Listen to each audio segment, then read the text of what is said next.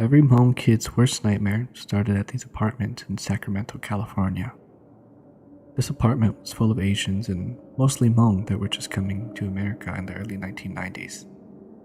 The apartment used to be blue and had little taste in looks. It was old and people called it the ghetto. Now it's been remodeled, and I don't know if there are a lot of Hmong people still living there. When I was a kid during the 90s, I had lots of cousins living there at Greystones. Almost every weekend there were jingle bells there, and as a kid you made friends with all the other kids, even if you didn't live at the apartments too. Well, the ghost and superstitious part of the story I'm going to tell are just rumors, but a real murder case actually took place there. You'll understand that once you read the story. At Greystones, like average Hmong kids, we would often play hide-and-go-seek, cops and robbers, or tag. One day, a group of kids were playing tag. There was this tall, dead grass meadow, and the other side of the apartments were separated by a black fence. On the other side of the meadow were some ghetto duplexes and houses. Some of the kids that were part of the tag game decided to hide in that meadow. The meadow had some unwanted junk there by people loitering. Two kids decided that they were going to hide in a pile of junk that consisted of some old furniture. There were two old couches stacked on top of one another. When the kids got there, they thought of hiding in between it. As they were trying to get in, one of the kids noticed that someone else was already lying in there. The kids were old enough at this point to know what it was, so they freaked out and ran to tell the other kids. More kids came back to check it out. Since there were some older kids there, they decided to lift off the couch and check what was underneath it. The younger ones stood watching. Once they removed it, it revealed a dead corpse. I don't recall how old it was, but it was a dead corpse of a white lady. The news got to one another and eventually the police showed up on the site. The girl was raped, then murdered, and disposed there. Soon afterwards, creepy things started to happen around the apartments. Kids running back into the meadows from games would see a white lady in jeans and a white tank top searching through the junk laying around. And when she spotted that the kids were looking at her, she would freak and eventually run to hide at the furniture that was at the same spot the corpse was found. People coming home late at night would notice that there was a white lady still wandering around the apartment's parking lot, sometimes crying. One night, a Hmong family in the apartments were having a movie night. The mom and dad were pretty young and had 3 little children. The youngest one started to cry a lot. The mom was trying to calm the baby, but it still kept crying. Then the mom gave the baby to the dad and she wanted to go make him a bottle. As the father tried to calm the baby, he noticed that it kept staring the other way towards the living room window, and then crying again. So he decided to look too. When he looked, he saw a lady standing outside the window. He freaked out and grabbed his children and told the wife to head to bed now, not telling the wife what he saw so that she wouldn't be scared. In the middle of the night, someone began knocking on their door. The mom told the dad to go and get it, but he kept insisting not to. At this point, the wife was getting irritated and told the husband that she would go open the door if he didn't. He then told her that they should just ignore it. He'll tell her in the morning what was the reason why. That kind of gave the wife a hint too, so she got scared and went to sleep. The next morning, the husband explained to the mother what he saw at the window. But the strange thing was that their apartment was on the 2nd floor. And on the 2nd floor, the living room window had no patio on the other side. It was just a straight drop down since the patio only goes and stops at the door. At Greystones, sometimes there is also security that drives through for their rounds. There was a Hmong guy working his first night there as a security, and one of his rounds was at Greystones. It was very late at night and everyone seemed like they were already in bed. The Hmong security did his round driving through. Since he finished a little earlier, he decided to park his car and just rest a little bit. And as he rested, someone knocked on his window. He looked and it was a white lady. She started saying stuff. As for him, his English was not too good since he was one of those few who barely got into the States. He stopped her and grabbed his phone or radio to call for an interpreter to get there. He let the lady sit inside the back seat as they waited, and he stood outside. When the other security got there, they walked over to the Hmong guy's security car. No one was in the back seat. The Hmong guy got really confused. He swore that there was a lady in there. Eventually, the other security just left. As the Hmong security thought everything through, he realized that there couldn't be anyone here at this late hour. So the next day, he eventually quit the security job. Yes, these are just some stories and rumors from the apartment, so it's up to you if you want to believe it or not, but a lot of creepy things had happened at these apartments. Growing up, my mom always said that I had a weak soul. When my grandmother, whom I was close to, sadly passed away, my mom wouldn't even let me go and say my last goodbye. I never thought that ghosts and demons were real because I never experienced them before. That was until I opened my third eye. My mom had always tied a red and white string onto me. She always told me that it was to keep me safe from demonic things wanting to attach itself to me. But I was never one to listen, so I just agreed and would let her. Well, I moved out not too long ago with my boyfriend and started my healthcare career. I worked at a nursing home and had to eventually cut off the red and white string because I was dealing with bodily fluids, so it was unsanitary. Little did I know, it was the start of something I wouldn't wish onto anyone else. I worked in a dementia unit, so having my residents tell me a lot of crazy things wasn't a new occurrence. I just often agreed and would take care of them as I was instructed. The work was fine, and yes, it was hard, but the hardest thing was seeing them eventually pass away. My first experience with a person passing away was creepy. Everyone who worked on my unit knew that Resident A was eventually going to pass. He stopped eating and started sleeping more, often talking to himself and mumbling under his breath, saying that his deceased family was in the room with him. I just happened to be working in his section and was changing his diaper and clothes and moved on onto Resident B. She was paralyzed from the waist down and was wheelchair bound. She wanted me to give her a shower, and so I did. As I was bathing her and talking to her, she froze up and stared right past me. She looked terrified and was mumbling under her breath that she was scared because someone keeps staring at her. I whipped around to see if a resident had wandered back into the shower corridor and was trying to peek into the shower room that we were in. But there was no one. I felt a chill the rest of the shower and felt like someone was watching me from behind. I quickly finished her shower, dressed her, and put her back into the chair and pushed her towards her room. As I opened her door, a bit of light from the hall lit up her room. I saw something running from her closet to the darkest corner of her room. I turned on the light and checked everywhere from her closet, under her bed, and even in the bathroom she had in her room. Yet there was no one. At this point I was terrified, and so was Resident B. I tucked her into bed and said my goodnights and quickly ran out of the room. For the remainder of my shift, I felt this heavy and dark vibe. I made my final round and everyone was cleaned and in bed. Resident A was still sleeping and breathing well at that time, so I gathered my stuff since the night CNA had come in and we exchanged reports. After I took my trash out and grabbed my belongings to leave, the night CNA pulled me to the side and informed me that Resident A had sadly passed away. Then it hit me. The reason why I felt the way it did and Resident B saw those things was because Resident A was nearing his death. My mom always told me that when someone is close to death, other spirits tend to linger around and try to inhabit the body or help the spirit cross. After this experience, I started to notice things at home, and I think I truly brought unwelcome spirits with me. But that's another story for a different day. I have many stories after this one, so if you all want to hear it, I'll be more than happy to tell you all.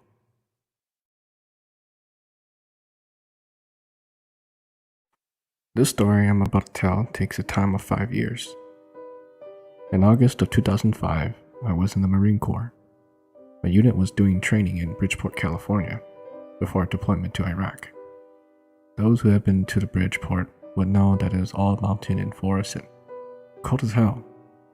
Anyways, this one night my company was scheduled to go sleep under the stars in the forest for about a week. It was about 10 p.m. and my squad had to go out on foot patrol. I was the last one in the patrol. We patrolled down the mountains for about an hour. I remember that once we all went down the mountain, we saw this bright light coming from a distance at the same time everyone had their night vision goggles on. We all took our NVGs off, but there was no light to be seen with the naked eye. We put it back on. The light slowly faded away. About 30 minutes later, we started making our way back to our site where we were staying for a week.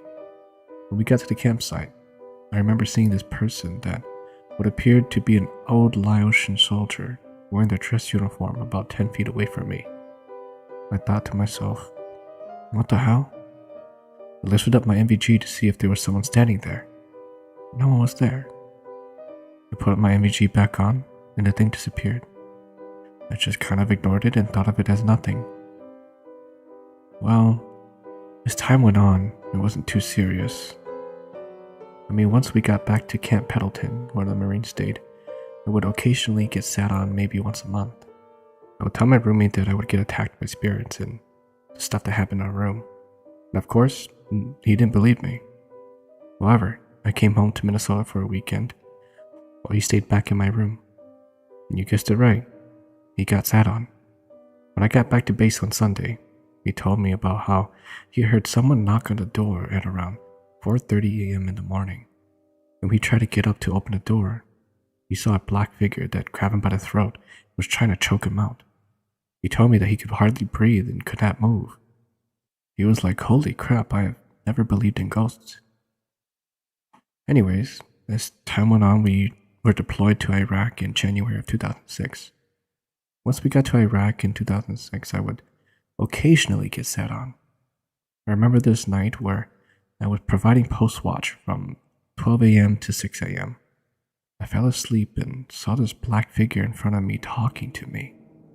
I can't recall what it was saying to me, but I think it kept saying something like, "Come with me." Anyways, whatever it is, it kind of saved my ass and told me to wake up. When I woke up, my squad leader was behind me and asked if I was tired, and that I was a couple minutes away from being relieved. I could sit there and go on and tell you guys all about the time I got sat on, but this is a 5-year story to tell, so I'll jump to the highlights. As time went on, it kept getting worse and more serious.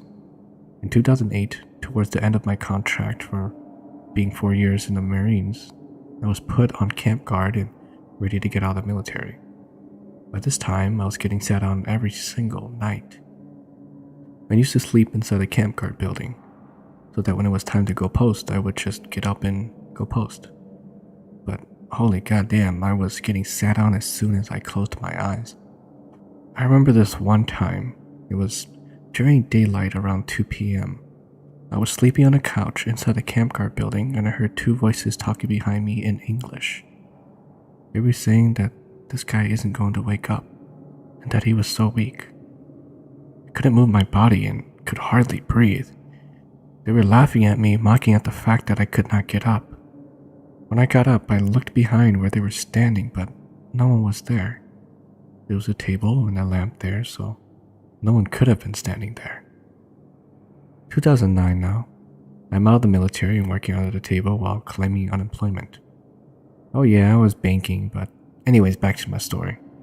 I would tell my wife, who was my girlfriend at the time, about the times when I would get sat on every single night. She then told her mom, who was a shaman, and my then mother-in-law asked me for one of my shirts so that she could look into what was attacking me every night.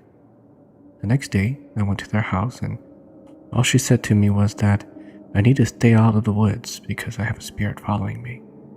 She then tied a red and white string around my wrist and said that that thing shouldn't be following you anymore. Well, that turned out to be wrong. 2 days later, everything started happening again. I remember waking up at 5 a.m. in the morning, lying on my left side. I felt something move from behind me, laying down next to me, and at this time, I was definitely not married. So I elbowed it, and a white, rotten arm wrapped around me as if it was trying to, hold me. I froze and was not able to move, and when I did get up, which felt like 10 seconds, it was already 7 a.m. I finally told my parents, and they just told me that it was all a dream, nothing more. Well, one night I was online and talking to an old friend from high school. She's now a shaman, and I was chatting with her online and told her that I was getting attacked, and she told me that she knows and can see the ghost in my closet. She said that she has eyes on me. I didn't believe her until she told me exactly what I was wearing and what my room looked like. She told me that the next night she would come over to help me. The next night my friend came over and we did a little ritual thing. She was like a medium. I think that's what you call it. Anyways, as soon as she entered my house, she told me that she could hear the thing screaming at her and telling her to get out. My friend asked me if I got sat on last night. I said no. She then showed me her wrist and said it didn't attack me last night because when my friend sent her spirit to my house, she forgot to erase her tracks and the thing followed her to her house. She showed me her wrist with fingerprints and bruises. She then started talking to the spirit, and we learned that the thing wants my soul and wants to marry me because I slept in her house back in 2005 during the Bridgeport training. My friend then gave me a little sword and a goat horn, and she told me that when I got sat on, if I hold a goat horn, it will burn that thing off of me. And would you know it, later that night, I got sat on again. I had the goat horn under my pillow and grabbed it, and that thing started shaking as if the goat horn was burning it off.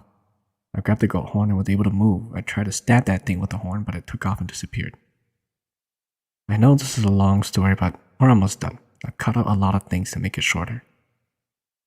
Anyways, I got married at the beginning of 2010. But this time, my grandpa already had did a shaman thing for me, and it didn't work. There was this one night, my wife and I went out to my friend's house while drinking. When we came back home, my wife kept telling me that she has something to tell, but doesn't want to scare me. Well, when we got to the house, she was passed out cold. I carried her to her room, and then her eyes opened. She told me that there was this girl that wants to take me away. She kept telling me and crying, and she told me to go get my parents. I woke up my parents and told them that there's a ghost, and they finally woke up. My wife then went into the bathroom, and I will never forget this. I got in there and my wife smiled at me. And she had long hair too to make it more scary, and my wife then screamed at me, "Get away from me! This thing is in my body and I don't know how much more I can resist her from me." This was like something from that Exorcist movie, and her hands all crunched up and she had that evil look. My mom then told me to call my in-laws because my mother-in-law was a shaman. But that night it was snowing really hard, and by the time they got to the house it was about 4 a.m. in the morning.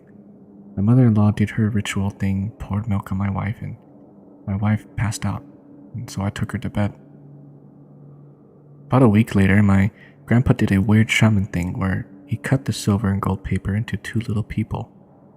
He threw it outside and burnt it to make the thing think that it's my wife and I, so that it would stop following us. Ever since then, we haven't encountered a single thing.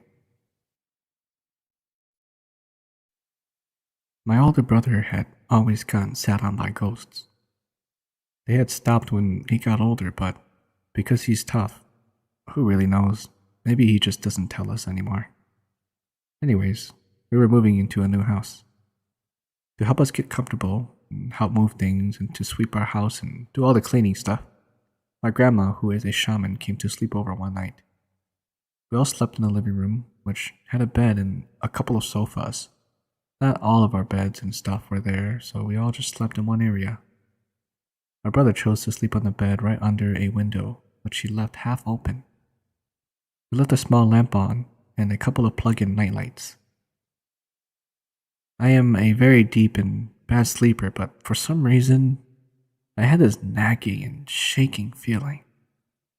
Somehow, my vision and my blank dreams were shaking, and I felt like fingers were gripped onto my shoulders and shook me. I woke up right away and I looked around. I saw my grandma already sitting up.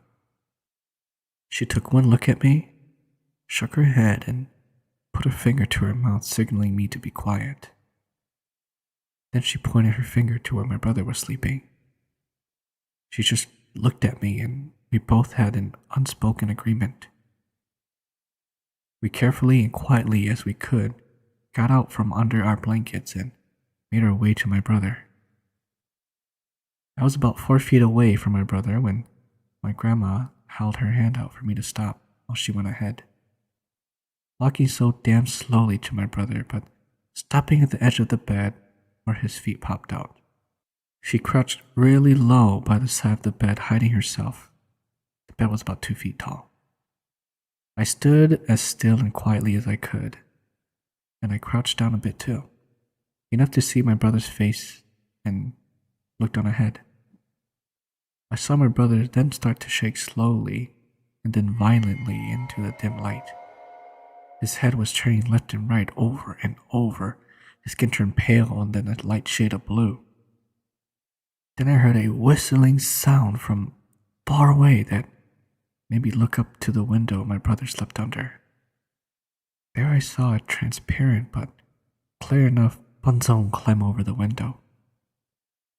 Her face was blue and cracked, rotting with blood streaming from a cut on her forehead. One of her eyes was popped out and hung by her cheek, swaying with her movements. She had a long blue tongue with holes in it, and her long, messed up black hair fell to her waist. She wore very simple Hmong clothes that, for some reason, looked very new and almost shiny. She had one leg over the window and into the house and was about to fully crawl over when my grandma finally jumped up from her hiding spot, yelled something, and grabbed my brother. I then immediately heard a cry that sounded like a mix of a cat and a baby scream from far, far away. And the Bunzong all of a sudden disappeared in front of my eyes. Right when she disappeared, my brother woke up with a huge gasp, as if he just came out of the water from swimming and holding his breath for so long. He immediately jumped out of bed, wrapped his arms around my grandma, and cried so hard with tears streaming down his face. Through his sobs and tears, he tried to tell my grandma what happened, and thanked her that he came to save her because he was calling out to someone, anyone, to come save him. After she calmed him down and assured him that everything was okay, she did her sermon stuff. She sprayed breast milk, tied a string on him, circled the bed with her sword, and marked all the doors and a spot under the window and other windows with the sword. We all settled down. Before I was about to fall asleep again, I had to ask my grandma. She's a light sleeper, so I knew she could hear me. I asked her in Hmong that why was I able to see the Bunzong, and why was it that I heard the whistling and the cry so far away, but the Bunzong actually was right there? And she told me that she would tell me a little bit more when I'm older, but it sounded far away because it was near. And that's just how it works, but usually when you hear it near you, it means that the Bunzong or ghost is coming to you, but isn't near yet. When you hear far away, it's when it's already close to you.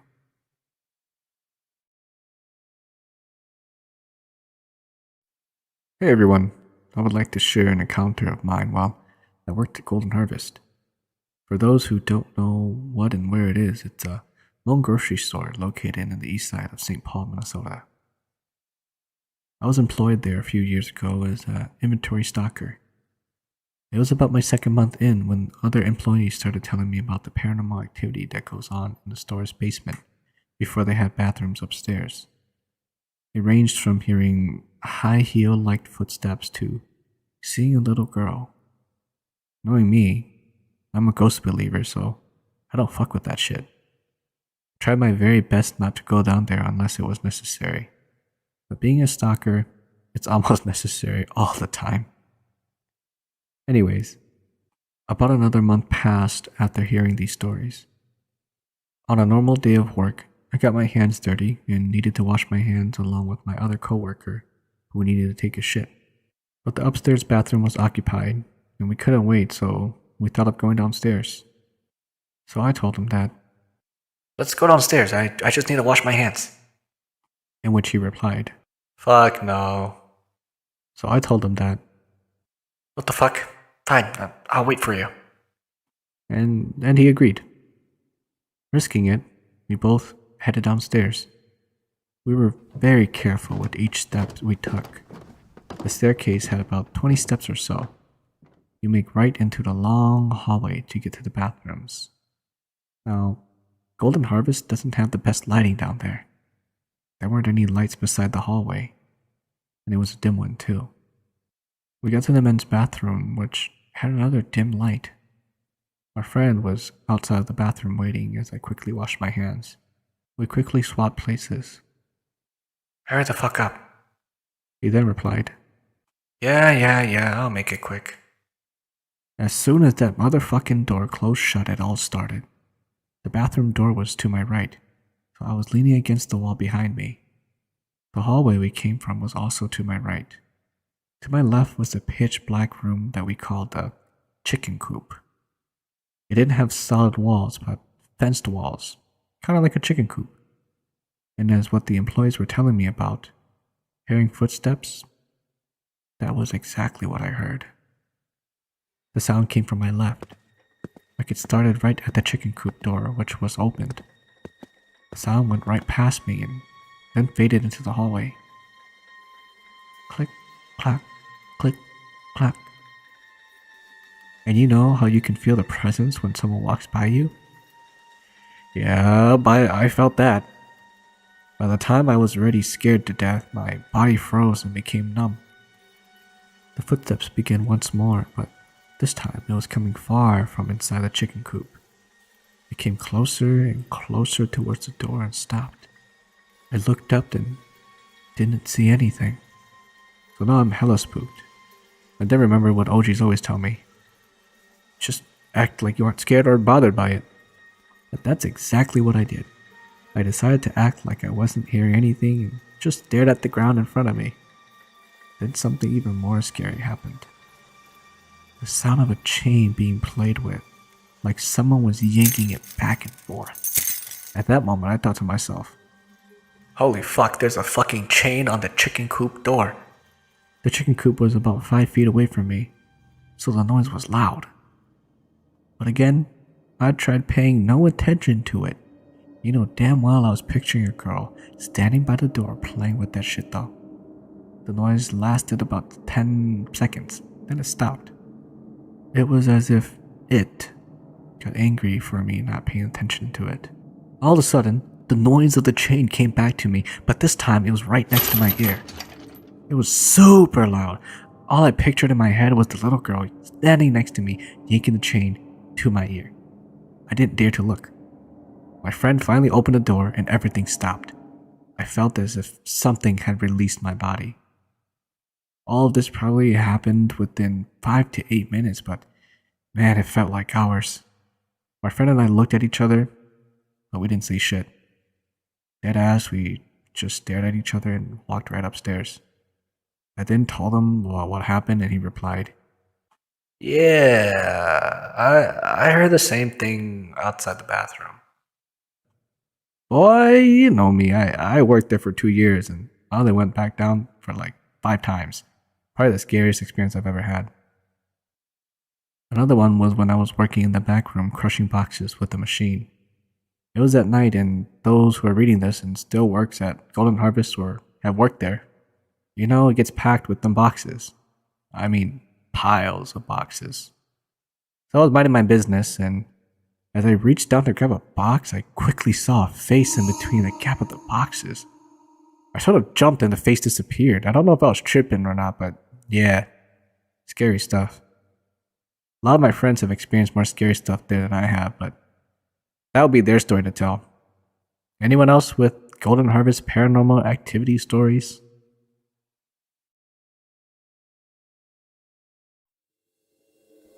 Hey, looks like you made it to the end of the video.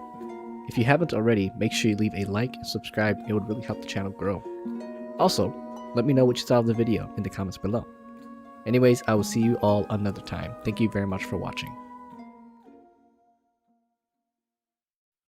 In September of 2015, I had an uncle who passed away due to cancer. I was only in 6th grade at the time. My uncle's funeral was held at a nice-looking building, which was also connected to a cemetery. His funeral service was held for 3 days, and I attended all of them. Since the funeral home looked nice, the cemetery next door looked just as nice. There was a small pond with fishes, cherry blossom trees, flowers, and lots of green grass. The cemetery looked like it was taken care of very well, which made sense since this was located near the upper-class neighborhood. Because of this, you can imagine how many kids would have loved to run around and play in a cemetery. And yes, I was one of those kids. A lot of Hmong funerals were held at this location, and some parents do let their kids go out to play in the cemetery since it's very beautiful. But they always warn us to not trip or fall. Now back to my uncle's funeral, I was taking a walk in the cemetery with a couple of my cousins and was enjoying the nice weather. As we kept on walking, I asked my cousin, "Isn't it sad that people come here to see their deceased loved ones and don't bring anything?" To which my cousin replied, "Yeah, I know, but not everyone does what Hmong people do and bring food or drinks." I turned to my cousin. "I feel bad for them. Don't you think the spirits are probably hungry too?" "I don't know," my cousin answered. As we walked back to the funeral home, I thought to myself that I was going to do a good deed and give food to the deceased. I went to an area where guests sat to eat and took some snacks from the table, and then walked out to the cemetery with a bunch of fruits and small candy in my hands. I went to a few tombstones and placed food on the ground. Some of my older cousins followed me and watched me from afar.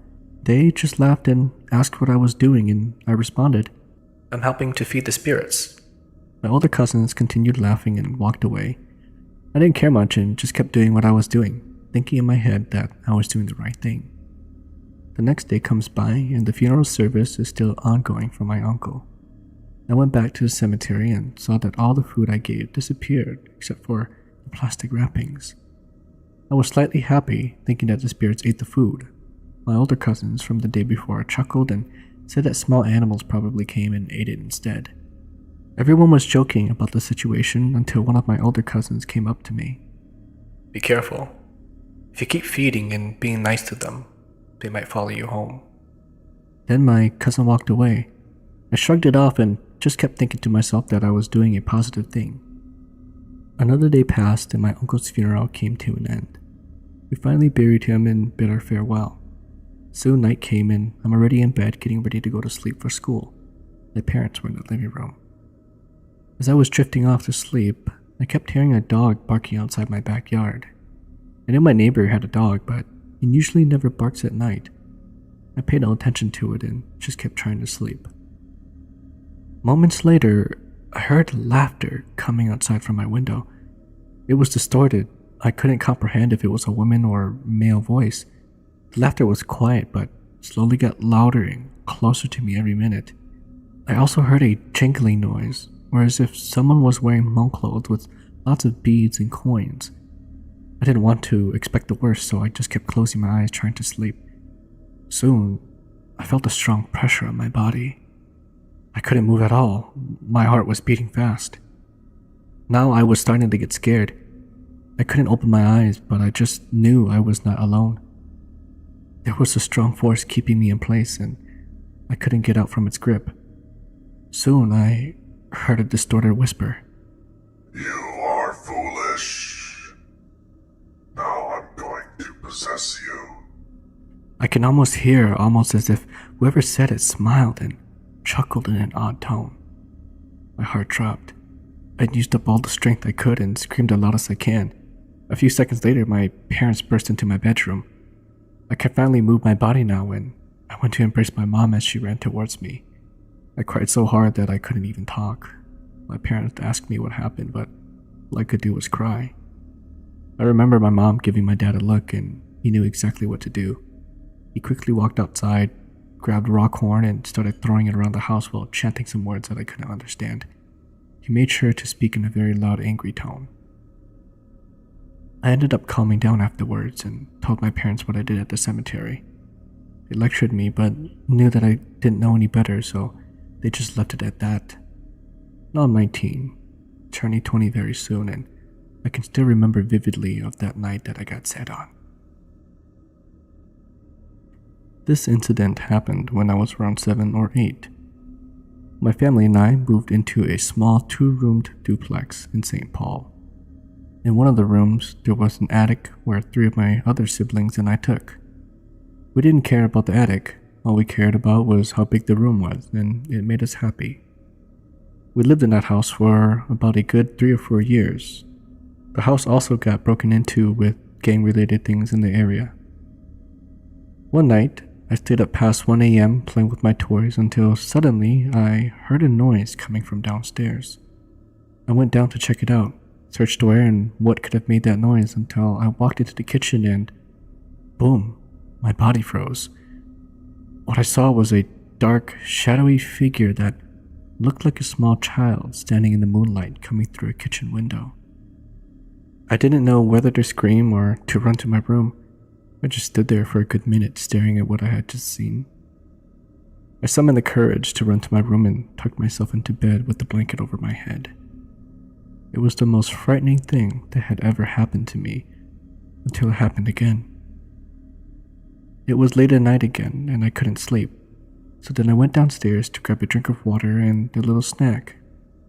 I was on my way upstairs after having a little snack until I saw the figure standing at the top of the stairs. I froze again, not knowing what to do. I felt my body to move and ran up the stairs past the figure and went into bed. A few minutes and hours passed and randomly I woke up to a sound in my room. I peeked over my blanket to see what the noise was and I saw the attic wide open. What I had seen was the same figure but bigger and taller, like an adult. It was standing on the attic stairs staring at me. When I saw it, I screamed at the top of my lungs. My parents came running in and my siblings woke up to my scream. My parents couldn't believe their eyes when they came into the room. The dark ceiling attic opened. Some time passed and my uncle and younger brother claimed to have seen the same thing. My parents had enough of it, so they set up one of those Hmong rituals to bless us and protect us from evil that was in the house. Years went past and I remember what happened to me in that duplex. Curiosity got the best of me and I researched the background of the house. It turned out that a mother and her son were beaten and abused in the attic to death by the father. 2 years ago, I went to this unfamiliar park with my older sister and our nephew, who was only 2 years old at the time. A boy around 8 years old came to play with him. They were in the sandbox and the little boy looked at me and smiled. I told my nephew to play nice with the kid, but my nephew ignored me because he couldn't talk full sentences yet, but he knew how to say yeah and no. I was living with my older sister, but finally managed to save and moved out by myself. I found a nice apartment, about 110 acres. I was lying in bed one night. I was getting tired and then someone grabbed my hand by the side of the bed and pulled me down. I was wide awake but couldn't see what or who was grabbing me. I shook it off. Finally, I stood up from my bed and looked near my door and there he was. The same little boy who was playing with my nephew was standing in the dark, his silhouette looking at me. I got scared, so I pulled the cover over my head. It's been 2 years and why is this boy in my house? I thought to myself. I took my cover off and he was still standing there. This time, he had a frown on his face. I told him to leave me alone and turned to my side, trying to get some sleep, praying it was a dream. I looked over my covers and he was gone. Then I feel something on top of me, and he came and sat on me, and I struggled to get out or push him off. I asked him why he was doing this to me, and he mumbled, but nothing but air came out of his mouth. Then I quickly got up and turned on the lights and he disappeared. I stayed like that all night, not sleeping. The next morning, I ran to my mom's house and she tied a protection string around my hand. I called my sister, since she's a stay-at-home mom, and asked if I could visit her. We were talking when I heard a little boy in the background, so I asked her who it was. She replied that it was no one. She's all alone and her kids are all at school. Her husband is at work, so she was just cleaning the living room and cooking. I told her my story and she said that I'm scaring her, and then she hung up on me. I went to her house later and told her everything. When we went back to my place that day, I no longer felt the boy was there anymore. Back then, I didn't know the boy was a ghost. My sister never saw the boy playing with her nephew, and my mom, a shaman, only told me afterwards. There was an old man, and he killed the boy in the park. He strangled him, and then he killed himself. The little boy followed you home because he wanted a mom. But to me, I always wondered what happened to the old man. Silo Apartments. This has got to be one of the most creepiest apartments in Sacramento. A lot of Hmong people lived here. I've never lived here, but my cousins did. And this story happened to my friends my cousins hung out with at the apartments. There have been a lot of your original cliche ghost stories, but this one really happened. Silo Apartments had a big Hmong community in the early 90s to the 2000s. I don't know if there are still any Hmong people there anymore. It is ghetto and it is settled in Oak Park. Most of all the kids got along. My cousin and I were really naughty at the time. We were age 10 at the time. We would play cops and robbers and tag until the sun went down. I didn't live there, but I got close to all the friends my cousin had at the apartments. One day, my cousin and his friends went to go play during the day. They had this idea to go into one of the apartment homes that had no renters at the moment. The apartments were never maintained and security didn't even lock the empty apartments up. I don't actually remember what they were doing in there, but I think they were playing tag in the dark in an empty apartment. Nothing unusual happened the night they played, but the next day, one of the boys got really sick, and it was pretty freaky. The friend's older brother told us that night that he kept pointing fingers at the wall, telling his mom, right there, they're gonna get me." This went on for a couple of days, and then the family had a shaman come over to check on the boy. The shaman told the family that the boy had bothered a dead spirit in the empty home that my cousin and his friends went into. It was a Mexican lady. She died in the apartment just before the people who had lived there moved out. One story got to another until someone pointed out that the prior family were some African American family, and the shaman came to the conclusion that maybe this happened to the boy because the prior family did not bless the house before moving in, and when they left, the spirit was still there. It was still unclear why the dead spirit only chose this boy specifically when there were other boys in the home too. This part is going to be hard for me to explain, but bear with me. In order to get the dead spirit away from the sick friend, the shaman created this little cage and put money inside. It was to trap the dead spirit in.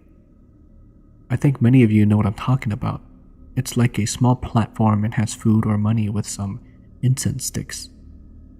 The shaman took it to throw away somewhere in a pond in West Sacramento, which takes me to the next story. Shamans create these cages to trap, host, and throw it somewhere far away so the evil ghost inside won't be able to come back and mess with whoever it is haunting. I have this uncle. He loves fishing a lot. In the early 2000s, my uncle went fishing a lot in West Sacramento. He was around 18 at the time.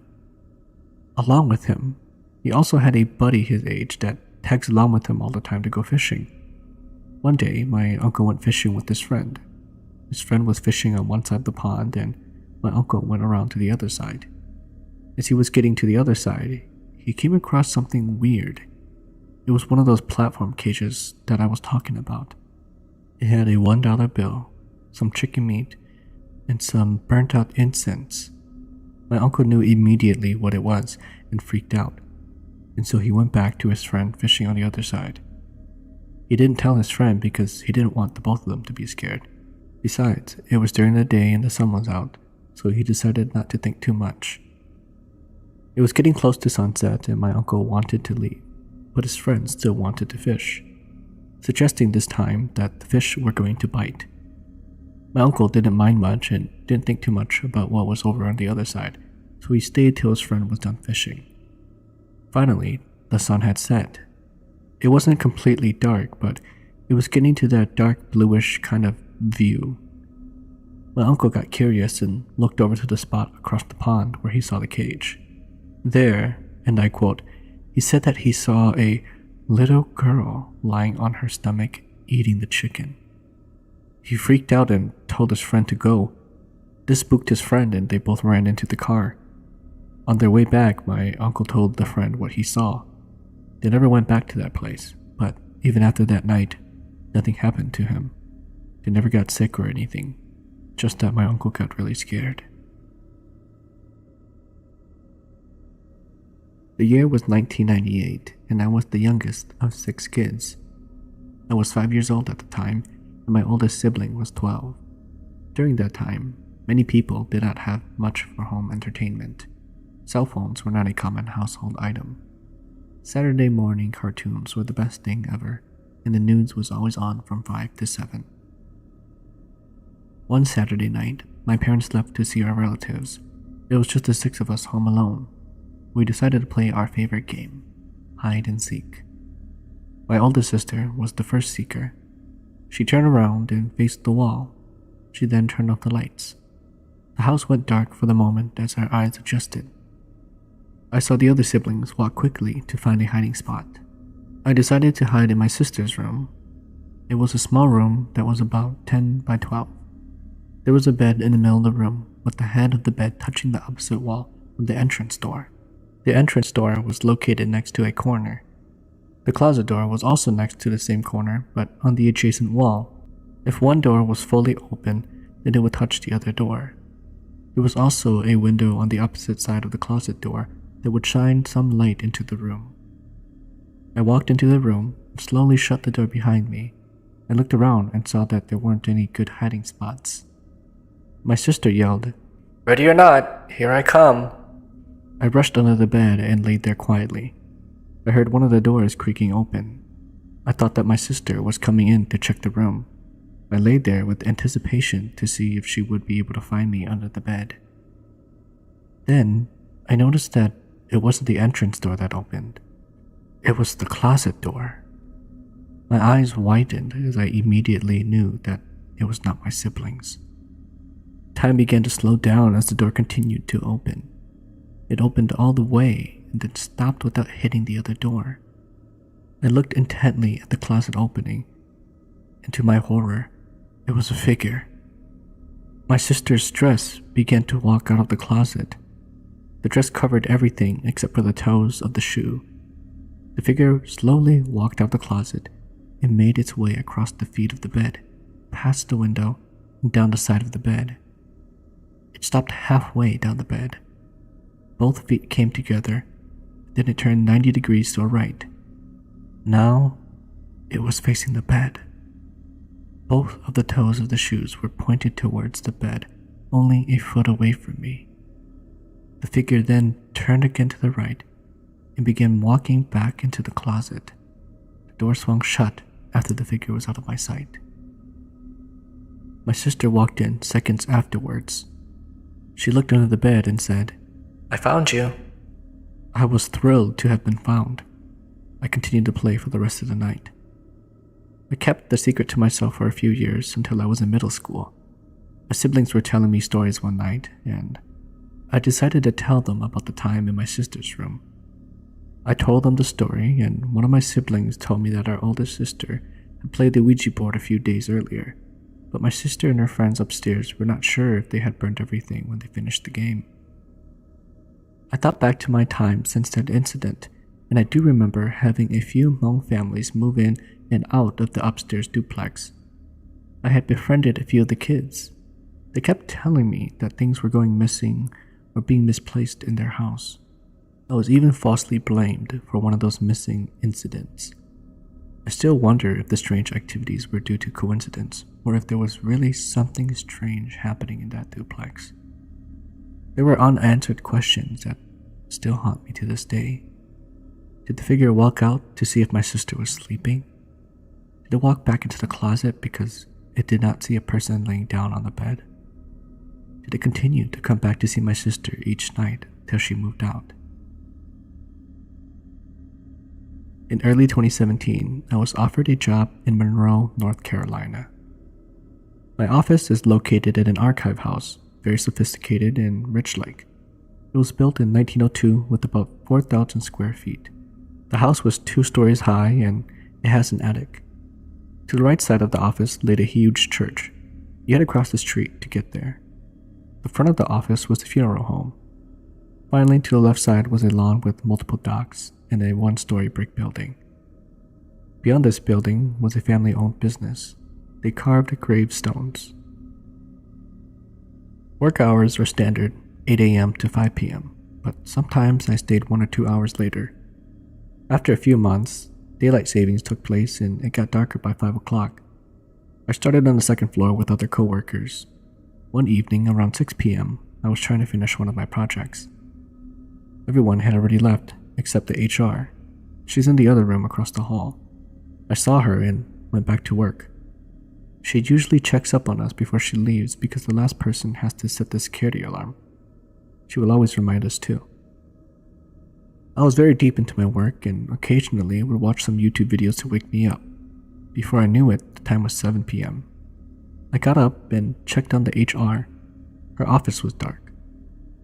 I wasn't scared, but feeling alone in a big empty building felt unpleasant, so I decided to call it a day.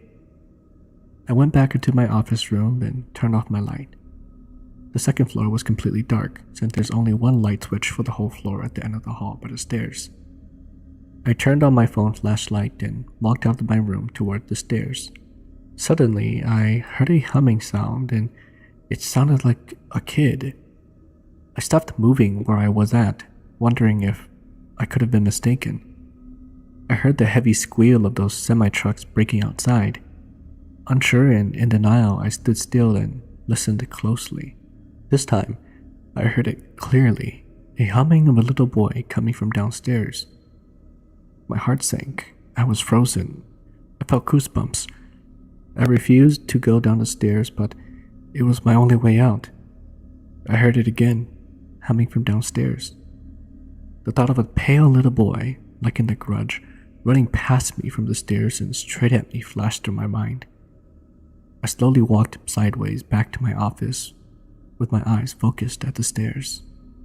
I turned on the light and closed the door. I thought to myself, what are you going to do? Jump out the window? That's crazy. On the second floor? Call your boss? How ridiculous would that sound? Once I mustered up enough courage, I walked fast out of my room to the end of the hallway and turned on the second floor light. I came back to my office room and turned the light off. Cautiously, and still full of goosebumps, I walked down the stairs into the dark first floor. The humming noise came back again from the kitchen. I ran downstairs and out the door to the front. When I looked back at the house, I saw nothing through the window. Knowing I had to go back inside and close the door to set the security alarm in the kitchen area really made me feel sick to my stomach. I went back and did it. It was the longest 10 seconds in my life. The next day, I asked all my coworkers if they've ever experienced anything. Of course, they knew the place was haunted. Even the boss and HR knew. One coworker said that around 8 p.m. to 9 p.m., he usually hears something or someone going up and down the stairs and sighing heavily. They did that often and will do that a couple times throughout the night. There's another coworker who lived just 3 hours away and usually sleeps in the office room from time to time. He said that some nights, the security alarm will go off, sending the sheriff to check the place. The sheriff told him stories about the house. The first family that lived in the house had a son that passed away. They didn't know if it was an illness or an accident. The second owners bought the place in the 1950s, but kept on hearing noise in the attic, as if someone was up there during the night. They would get the sheriffs to come and check the attic, only to find nothing. They even hired a few guards, only to catch nothing, and eventually the guards were too expensive to keep. One day, the lady of the house ran out in horror and screamed that something was in the attic and never returned. No one knew what she saw in the attic that day, and the story's gone cold.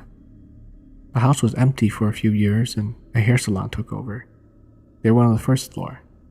Eventually, they too left the house empty again, until my boss came across the place and decided to turn it into an office area. Those who have experienced the spirits in that house can only conclude that there are two spirits, a boy and a man in a suit. In the summer of 2002, all of us kids were running out of things to keep us entertained. I don't remember how we learned to play the Ouija board, but that kept us awfully entertained. It was there to be convenient for conversating with the other side. The worst part of it all was that we learned how to make our own board by using a piece of regular lined paper and a quarter. Anyone who wanted to participate would lay their index finger on a piece of the quarter. Once all the participants were ready, we would move the quarter in a circular motion and chant, Ouija board, are you there? And just let the quarter rest until it starts moving on its own. The process was usually fast, and the quarter would start dragging all of our index fingers to the yes indication, which was labeled as the sun. My cousins and I would play it often. I guess we'd liked the thrill of being scared by it more than the old regular ghost stories.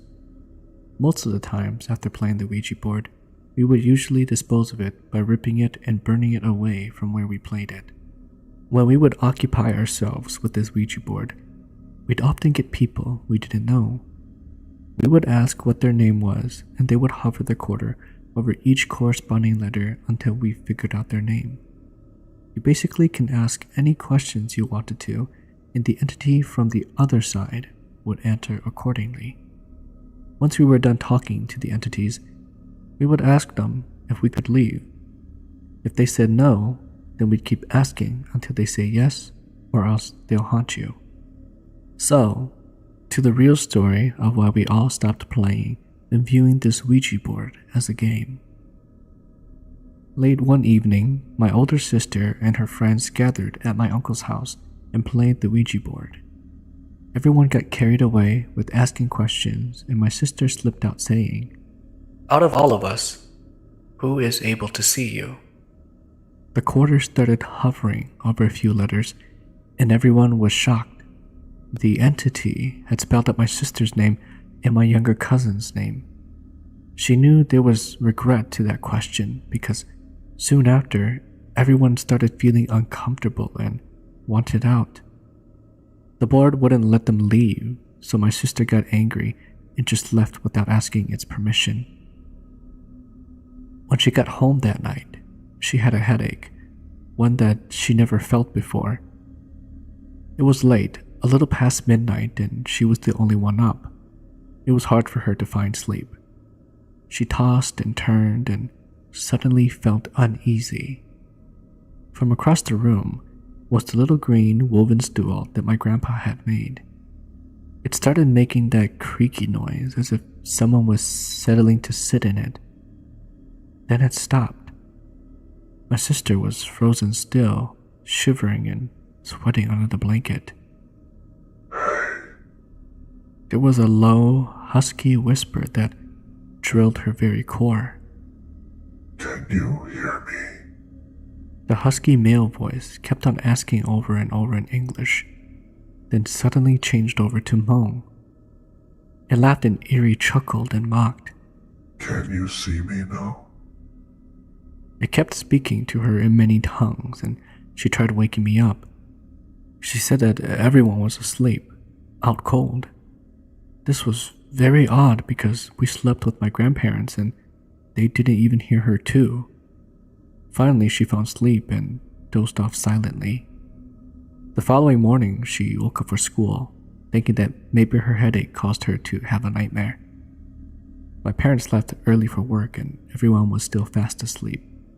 She got out of her bed and did her daily routine. In the bathroom she went. She kept the bathroom door open because she felt unsafe in an enclosed space alone. She turned on the water and started to wash her face. When she opened her eyes again, she realized that the light had turned off. Her heart raced, and before she could react, the bathroom door slammed shut and she found herself fighting to get up from the floor. From what my sister can recall, she screamed at the top of her lungs. She wrestled with this thing that she couldn't physically feel, Suddenly, the door swings open and she runs out of the house to my cousin's place, which at the time they only lived across the street. My cousins were also getting ready for school. She knocked frantically at their door and they opened to see her in tears. All she really said was that she was visited by a ghost. She stated that her back kind of feels weird. Oh my god. One of my cousin's eyes shot wide open. Your back is bleeding. She went to tell her parents and they came to my sister's aid. They slowly lifted up my sister's shirt over her back and saw the most eerie thing. 3 long needle-like scratches starting from her neck to her lower back. My uncle then said, "This is not a ghost. It's a demon." My uncle informed my parents about what had happened. Some nights after that, my sister would still get visits from the demonic entity. It always mocked and laughed at her. It wouldn't leave her alone. My parents decided to ask these church people to come over and bless her with holy water, but it didn't seem to work because she was still seeing this demon. Finally, they resorted to the one thing they knew best, shamanism. They called one of my uncles who was very good at fending off evil and catching spirits. He came over and took a close look at my sister, saying, This is not a regular ghost." He gathered red ropes and white lining and twined them together, chanting a whole new language. He spat on it, jumped around, and wiped a long knife right along the twined red and white rope. When he was finished, he reminded my sister over and over again, "Never take this off, no matter what. Keep it on, and the demon will stay away." After that day, my sister never saw him again. She still feels as if he's still fighting to haunt her life again, but there's a barrier he can't cross. My sister's always had a sixth sense when it comes to spirits. That's probably how it found her to be an easy prey. I remember reading about evil demons being able to escape from the Ouija board. Most evil entities will use the Ouija board as an entrance portal to the human world. That's probably how he escaped and entered our world. It's only fun in games until someone gets hurt.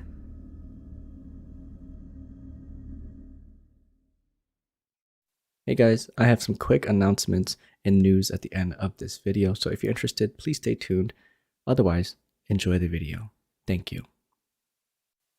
Wausau, Wisconsin is known to the Hmong community as one of the most ghostly cities that Hmong reside in. You often hear stories that include haunted houses, haunted public parks, Indian burial grounds, haunted lake and rivers, haunted shelter homes for juveniles, and many, many, many more. I lived in Wausau for around 10 years, and I saw my share of the supernatural. I even lived in a haunted house at one time, but due to my good fortune, I never experienced any poltergeist or any spirits in that house. Before my mom and dad moved into their new home on First Avenue, they remodeled the entire house. They were quite excited about the move. However, before the move, my mom whispered to me one day when we did a walkthrough that the prior family who lived in the house had experienced ghostly activities on a normal basis. My mother reminded me that I have no worries because she had the powers of a shaman and she would be able to lock out these evil spirits. We lived in that house for nearly 4 years and never experienced any bad occurrences. However, what shocked me came next. The next 4 families that came rented from my father, but all left within a year. The first family stayed in the house for about 6 months and never gave a good explanation of why they left, but we did hear rumors from other Hmong families of the ghostly experiences that they encountered.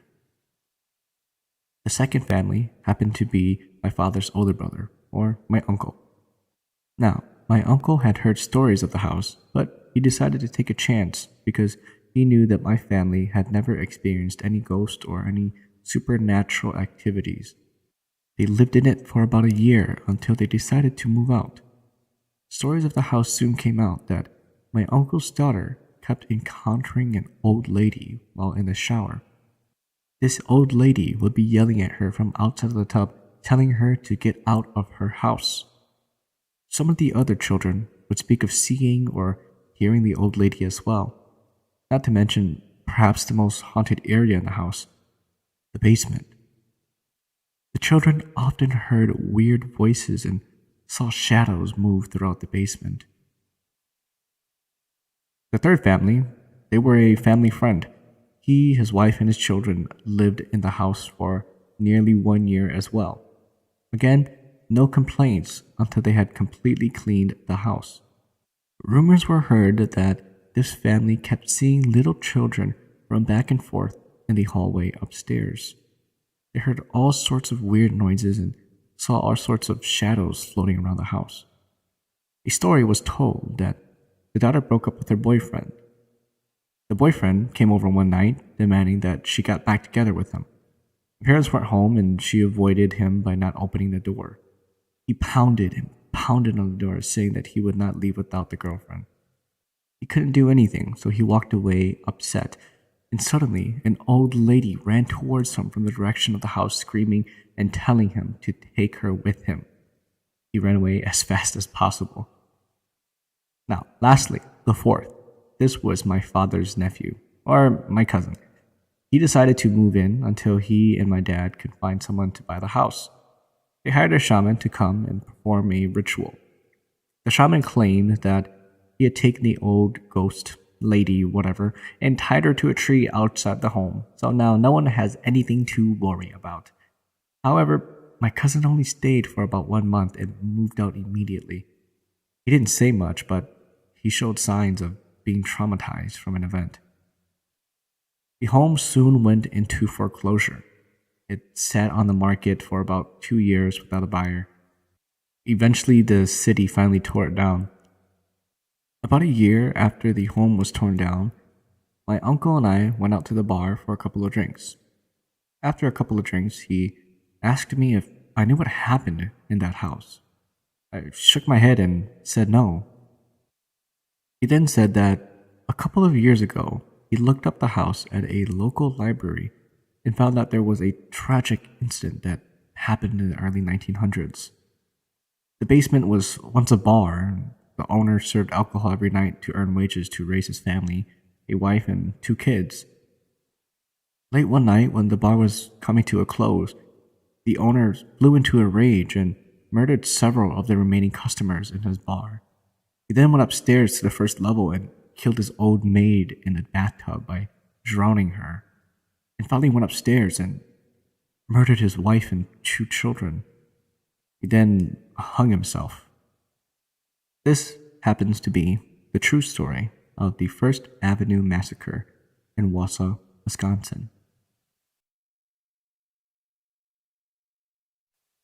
For those of you who go hunting or walking in the woods, how do you find your way back? Especially if you walk deep into the woods with no trail, up and over hills, across streams, and under rocky walls. The GPS has no signal, and a compass would never work since you almost never travel in one direction. Fortunately, the Hmong people have a nice way of slashing branches, right? We cut a twig at an angle so that the white skin under the bark would show. This is how we always found our way back, following the whites of tree branches. This is what my dad and I practiced when we went hunting. It's a good system, I think. The only problem that I have with it is that we aren't the only ones that can follow it back. This story all occurred on a normal autumn weekend when my dad and I went out on a hunting trip. On our first day, we would always arrive during midday. The drive is very far, so there isn't much time to hunt. So we used that day to try to find the best place to set up our deer stands. Our strategy was to try and track trails of deer footprints or scat and set up in an area where many footprints intersected. Unfortunately, these trails are usually far into the woods, and so we would always end up deep into the woods too. As we followed trails further into the forest, we would always mark our trees, like how I mentioned before. A slash to a twig, and we would walk, slash a twig, and we would walk some more. Once we found our spot, we set up stands, one here, one there, and we returned back to camp and waited till the early morning. That's how it was usually supposed to go. But this time it was strange. This wasn't so long ago, so I remember it super clearly. During this time, while we were following trails about a mile into the woods, I started hearing something like whispers. The first time I heard it, I was about to ask my dad if he said something, thinking that it was my dad who said something, but before I finished, my dad also asked if I'd said something. We looked at each other confused and just shrugged it off. To be honest, I didn't even think of anything at that time, so we just kept on trail hunting. But things just got weirder and weirder. Like there was this time my dad was walking about 5 feet in front of me, and he suddenly stopped, turned around, and asked if I was bumping into him. Of course, I was like, no, why would I do that? That scared me a bit, but we kept on walking anyways. We didn't hear the whisper for a while, but the next time something happened, we knew something was going on. We were in this ravine in the middle of the woods. We saw a bunch of deer trails, so my dad told me to search left while he searched right. As I was walking around, I heard, "Come over here." Thinking it was my dad, I walked back to him. When I got back, he was like, "Why are you back here? Is there nothing over there?" I looked at him all confused. "Didn't you just tell me to come back here?" I said, but he replied with, "I haven't said anything." That's when I got deeply afraid. I looked into my father's face and I saw that he was scared too. This place was the perfect area to set up our deer stand. Plenty of tracks, plenty of deer scat. It was a good place to hunt. But my dad then said, This is a bad hunting place. It looked better back there." And he points back to where we came from. He wanted us to get back to the campground. I could tell by his tone. So we started walking back. As we started walking back, it was my dad in front and I was behind him. And behind me, I kept hearing twigs snap, like when someone steps on them. In the woods, it's normal to hear twigs snap or leaves being blown around, but this didn't seem normal. It happened too frequently. Whatever it was following us. I think my dad noticed it too, so he picked up the pace, hoping to lose whatever it was. After a while, we stopped hearing the whispers and the twigs, and then we slowed down. My dad looked exhausted, but we eventually made it back to camp, not saying a word of what just happened. We decided that we'll set up our stand somewhere else the next day. We then ate dinner and went to sleep. That night, I woke up in the middle of the night for no reason. As I was lying there, I was closing my eyes, trying to fall back to sleep. All of a sudden, I started getting really, really afraid. I wasn't even thinking of what happened during the day, but I suddenly got very scared. You know that feeling when all the hairs on your skin rises and a chill runs back and forth across your spine? That happened to me. Everything felt so cold and heavy and dark. It's a weird feeling. It's a feeling like someone is watching you and about to touch you, and you know it, but you don't want to check to see if it's true or not because you knew that if you opened your eyes, you would regret what you saw. But as much as I wanted my eyes shut, I just had to open them. At first, I didn't notice anything, but it took only a few seconds for me to notice that there was something outside of my tent. It was right outside my side of the tent, casting a shadow over it. I freaked out and in my head I just made up a story that it was a tree. that it was just a tree, and I closed my eyes shut. I laid there for what seemed like a long time, pretending like I was sleeping. Then all of a sudden, my dad wakes up, kicking. I looked at him and he was looking at me all confused and scared. He just got sat on apparently. "We go home tomorrow," he said, "but we have to break the trees." I was about to respond, but I noticed the shadow over my tent was gone, so I freaked out. I just replied with "okay" and went back to sleep. The next morning, my dad told me about his dream. He dreamt that he was in the same woods being chased by the spirit. My dad was running back to the campsite, but the spirit told him, You can run, but I know how to find you. My dad said he woke up right then, but he couldn't move. During that time, he could somehow tell the spirit was tracing our cuts on the trees and walking towards us. The spirit made his way to the tent, but after a while, it just walked back into the woods. And that's when my dad was released from being sat on. So after all this, my dad was like, "We have to go back to break the branches, or it'll follow us home." And so we did. We went back and just bent the branches until it broke. Nothing else happened, thank goodness.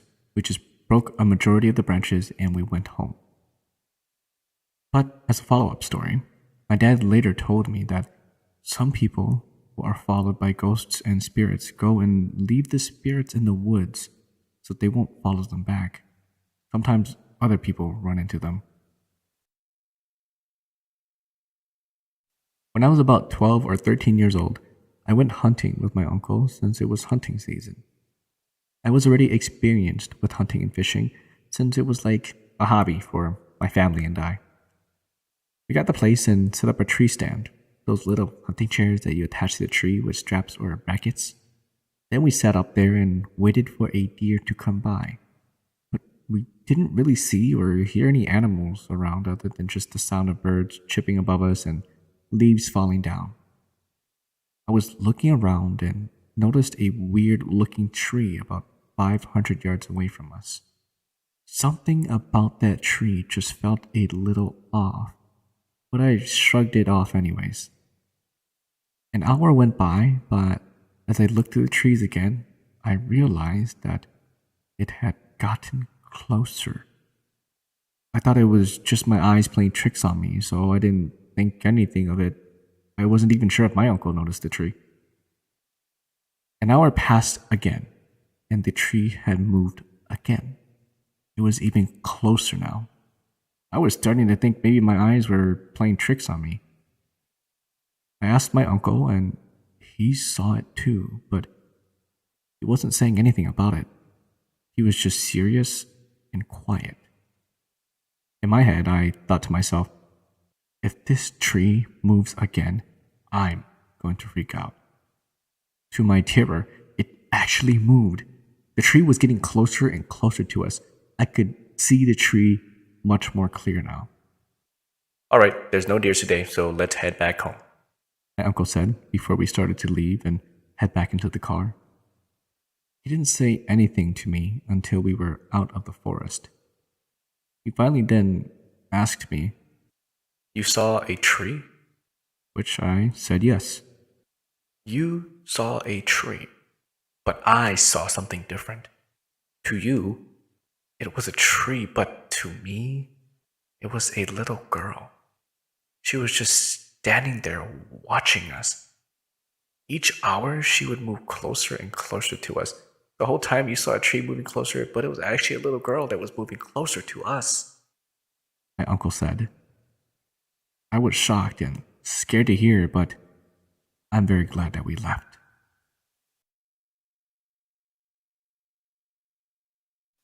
Myself and a buddy on my squad responded to an alarm. The incident location was an old office-type building that had been converted to a doctor's office. There was a pharmacy attached to it. Our dispatch received a motion signal from an upstairs office. Keyholder arrives on scene and we go in to secure the building. The stairs were locked behind a door that, of course, the keyholder didn't have keys to. So we took the elevator up to the second floor. Thinking about it, it wasn't the most tactically sound option, but what could we do? Anyways, the elevator opens to a pitch black hallway, except for one overhead light at the end of the hall. We start checking doors, and so far, all are secured. Now, we get to the last office, and sure enough, the door is unlocked. We make entry and observe it to be an unused office. The door opened to a sizable waiting room and reception area. There were about 10 or 12 exam rooms. All of it was cleared with no hiccups. We then exited the office and immediately something seems off. That is when I realized that the overhead light at our end of the hallway that had been on was suddenly off, replaced by another light over by the elevators. I looked at my squad mate and he's completely white. I asked him, "What is wrong?" And he says, Weren't all those doors we just checked closed and locked? I tell him, Yeah? So what? my buddy says, Well, now they're just standing open. sure enough, all the offices down the hallway we had just checked were now standing open. Stress and anxiety started to build up. We went back and started clearing offices and securing them. We completed the last office, and on our way out, just before we turned the corner to get into the waiting area, the main door just slammed shut. Then our radio started going nuts with some kind of static feedback. Now, during that time, I just wanted to get the hell out of there. We get back in the elevator and head down to the first floor to make contact with the key holder again. However, the key holder is nowhere to be found. I contact dispatch and request a callback number for the key holder so I can advise him of what we found. Dispatch states that the key holder was still en route to us and was advising an ETA of 5 minutes. I was confused, and that's when I advised dispatch that we had already been out with the key holder. Dispatch requested I give him a call. So I call dispatch, and she tells me that there was no way we were out with a key holder. She states that the alarm company had only just made contact with one. Eventually, the real key holder arrives on scene, and I ask her about the man that had just let us into the building. She asked me to describe him, and so I did. She states that it sounded like one of the doctors that used to lease the office on the second floor at the end of the hall. She then states that he had committed suicide at his summer home several days ago. I still won't go back there. I used to work at a law firm in downtown Minneapolis in one of these old, tall buildings. This building that I used to work at is at least over 100 years old. Surprisingly, it's still in good condition. Anyways, something happened to me, which I will tell you a little bit about later on, that led me to find out about the secret to this building. The property management and my bosses tried to hide from everyone the real story because they didn't want anyone to find out. The day that this incident happened to me, one of my coworkers revealed to me that 3 months prior to them hiring me, a young Hmong girl hung herself. My coworker said that this Hmong girl was in her mid-20s, young, fresh out of college, and ready to explore the world and its opportunities. She was extremely beautiful and drew many men's attention everywhere that she went. She had long, beautiful, wavy black hair, and most importantly, she was single. She showed a lot of potential, which was why she was hired. I mean, I hope it was the potential and not the fact that she was really, really attractive.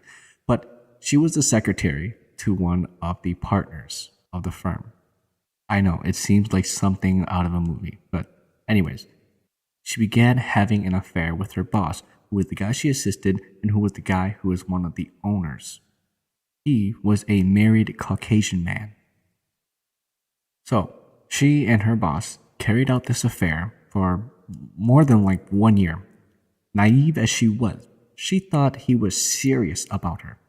The two of them would go down into the basement where all the old files were kept and pretend to be working, when really they were up to other businesses, if you know what I mean.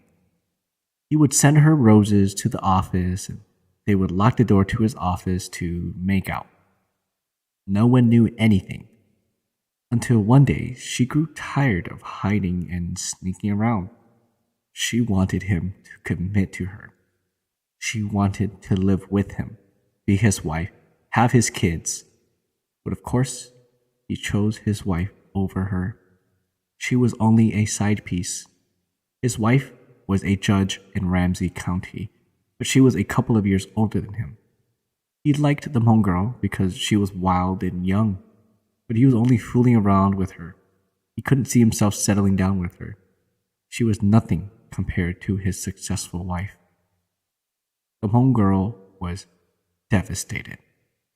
One night, he broke their affair off. She didn't show up to work the next day. Assuming that she was heartbroken and wanted to avoid him, he didn't do anything. He didn't call or search for her until 4 days later, when one of his staff members had to go down into the basement to get an old file. In the basement, they discovered her body dangling. She had hung herself. The room stunk so bad. No one went down there for weeks. They were too terrified. 3 months later, they hired me to work for them. Part of my job was going to the filing room in the basement. They thought that if they didn't tell me the story, that I wouldn't be scared to go down there.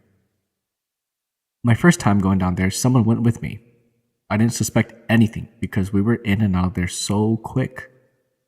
After the first time going in there, they just let me go by myself, saying that 2 people don't need to go to just get 1 or 2 files. I wasn't scared or anything because I didn't know. So, on my second time going down there, I took the elevator down like usual. It opened up right into an empty hallway. No one hardly goes down there into the basement because that's where all the old, dusty, closed files are kept. I wasn't spooked yet though. I walked down the hallway and entered the room. I was searching in one of the cabinets and all of a sudden, the light in the room was blinking. I was so scared. I turned around and ran to the door, but it slammed shut on me. I tried to open it with all my might, but I just could not open the door. I pounded on the door and yelled so loud, hoping that someone will hear me. Then the lights went off. As soon as it turned off, I screamed even louder, so loud that every person on the second floor upstairs would have gone deaf. That's how scared I was. Suddenly, I heard breathing close to me. It was so dark, but I could hear and feel it breathing so close to me, like right into my ear. I was so scared that I fainted.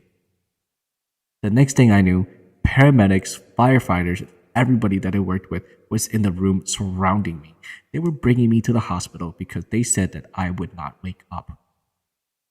I was recovering at the hospital when one of my coworkers revealed to me the story of the old building. My coworker told me that she had experienced paranormal activities many times working late at night in that building, but nothing like what I had encountered. I guess it's because her experiences were from friendly ghosts who died from a long, long time ago. The ghost that I encountered died out of anger and rage and sadness. After I heard about this story and my experience, I left the place. They were scared that I might just sue them, so much so that they gave me a big and hefty severance package. A severance package is a contract that says they will pay you a certain amount when you leave a company for a reason. Let's just say that my severance package was really big. So big that I was able to buy a house. I am now at a better law firm and happily working there. In the summer of 2003, my husband and I bought an 8-acre peach orchard ranch on the outskirts of Fresno. The house was beautiful and built fairly new. My husband is a mechanical junkie. Anything with an engine he bought. It was almost a hobby of his to buy things, fix it, and then move on to new projects. He placed most of his tools and toys over at the storage, which was about an acre away from our house. Every night, I would go with him to help him fix his cars and toys there. It didn't matter how late or dark it was, he would fix and fix until he was happy, and then we could go back to our house together. I would hate it, but I had to help him since I was his only help. Because we were so busy, we never thought of being scared or anything in the dark. Plus, my husband didn't believe in ghosts. We never had any problems until one cold, foggy night in January of 2004. With the lantern lit up and flashlights in our pockets, we started fixing up an old '89 Toyota truck that we had bought a week ago. Forgetting to grab the drill, I ran about 12 feet away to where his tool bag was and ran back to him. Being the clumsy person I am, I accidentally dropped the flashlight near his head. Alas, I handed him the drill and bent down to pick up the light. While I was looking down to the left, I thought I saw some ashy pale white legs a few feet away from us at the rear. I shook my head and brushed it off and kept my attention and light on his work. He told me to work on the other side, and so I did. But as I walked over to the other side, I felt a cold hand on my shoulder. I thought it was my husband and turned around. I heard a faint whisper, "Help," by my ear. I ran over to my husband. Trying to act cool, I asked him, You need help? He scolded me for not finishing and bringing over the caliper and rotor. As we were walking to the other side of the car, I saw a faint image of a girl with wavy hair at the rear of the truck. I closed my eyes and opened it again. She was still there, staring back. I grabbed my husband's shoulder and told him I was scared and we should leave. He started to make fun of me and promised me that we would leave just as soon as we were finished. Just as he bent down, ready to take apart the rim of the truck, we heard a loud girl cry, more like a warning. Then he saw her, standing at the rear of the truck. He grabbed his bag so fast and ran, leaving me behind. Too scared, I ran too. 2 days later, at 6:40 p.m., the sheriff and police were on our property. They told us that the neighbor had found a body at the edge of our peach orchard connecting to his property on the west. Sure enough, it was a girl's body. This was a story that was told to me by my mom, and it takes place in Laos. My uncle was coming home late one night from hunting all by himself. He has to walk through a path, the path in which is very steep and by the edge of the mountain. The night was dark, and with no flashlight, my uncle used what nature could provide for him, the moon's light. As he was walking down the mountain path back to his village, he started to hear a lot of noises, as if there were people coming up the mountain. The noises started to get clearer and clearer as he heard the sounds of people crying and talking at the same time. He stopped and listened carefully to what was going on. The sounds became louder and louder, as if it's coming towards him. He quickly looked around and found a big bush next to the path. He went behind the bush and waited to see what was causing so much commotion. As he peeked through the bush, he saw many shadows carrying a dead body on a horse. Then he heard a voice which he could recognize. The voice belonged to one of the men in the village. The man said, Be careful. It's slippery. You might fall and drop the body. At this point, he was curious to see whose body was on the horse. Since he's from the village and knows everyone, he wanted to find out who it was. When he took a closer look at the top of the horse, there laid the oldest woman in the village. My uncle thought it was impossible. When he left for hunting, the old woman was still very healthy and perfectly fine. There was no way that they could do the funeral this fast, even if she was to pass away. He froze in his thoughts as the shadows walked past him. Minutes later, he got up and walked down the mountain. The next day, he went out to see the old woman to make sure that what he saw yesterday was not real. When he got there, he was happy to see that the old woman was still healthy and alive.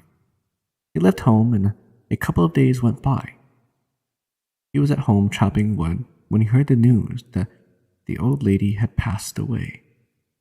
He attended the funeral, and because she was the oldest in the village, everyone helped out.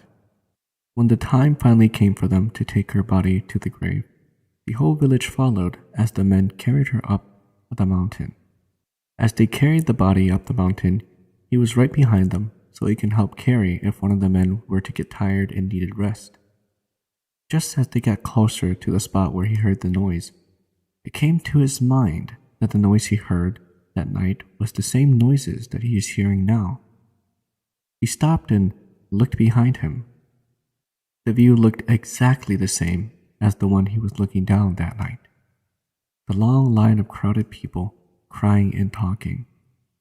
Then he heard the very same words he heard that night. Be careful. It's slippery. You might fall and drop the body. It was the voice of his friend.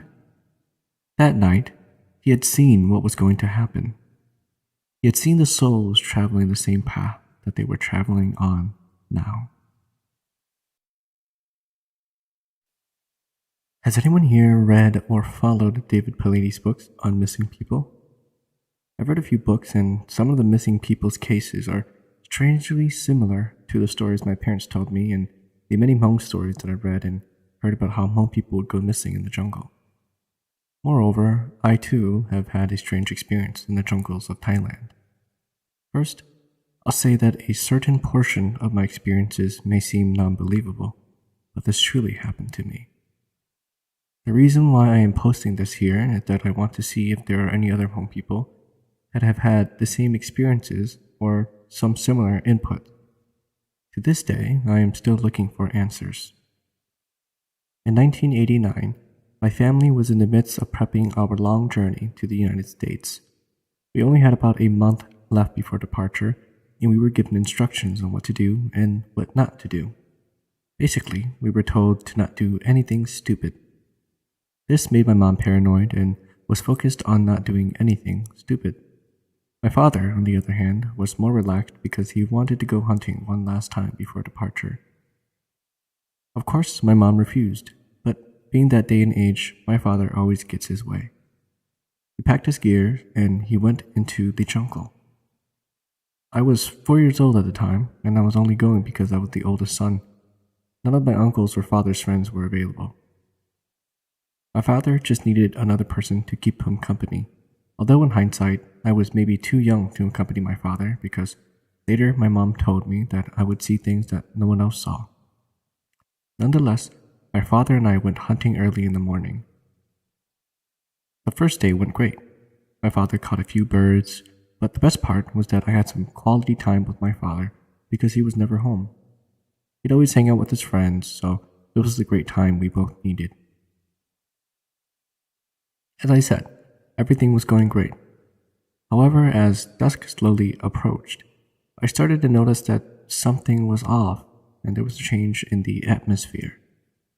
The forest went silent, and when I say silent, I mean there was no wind or animal noises. It was just like the flow of time had just stopped.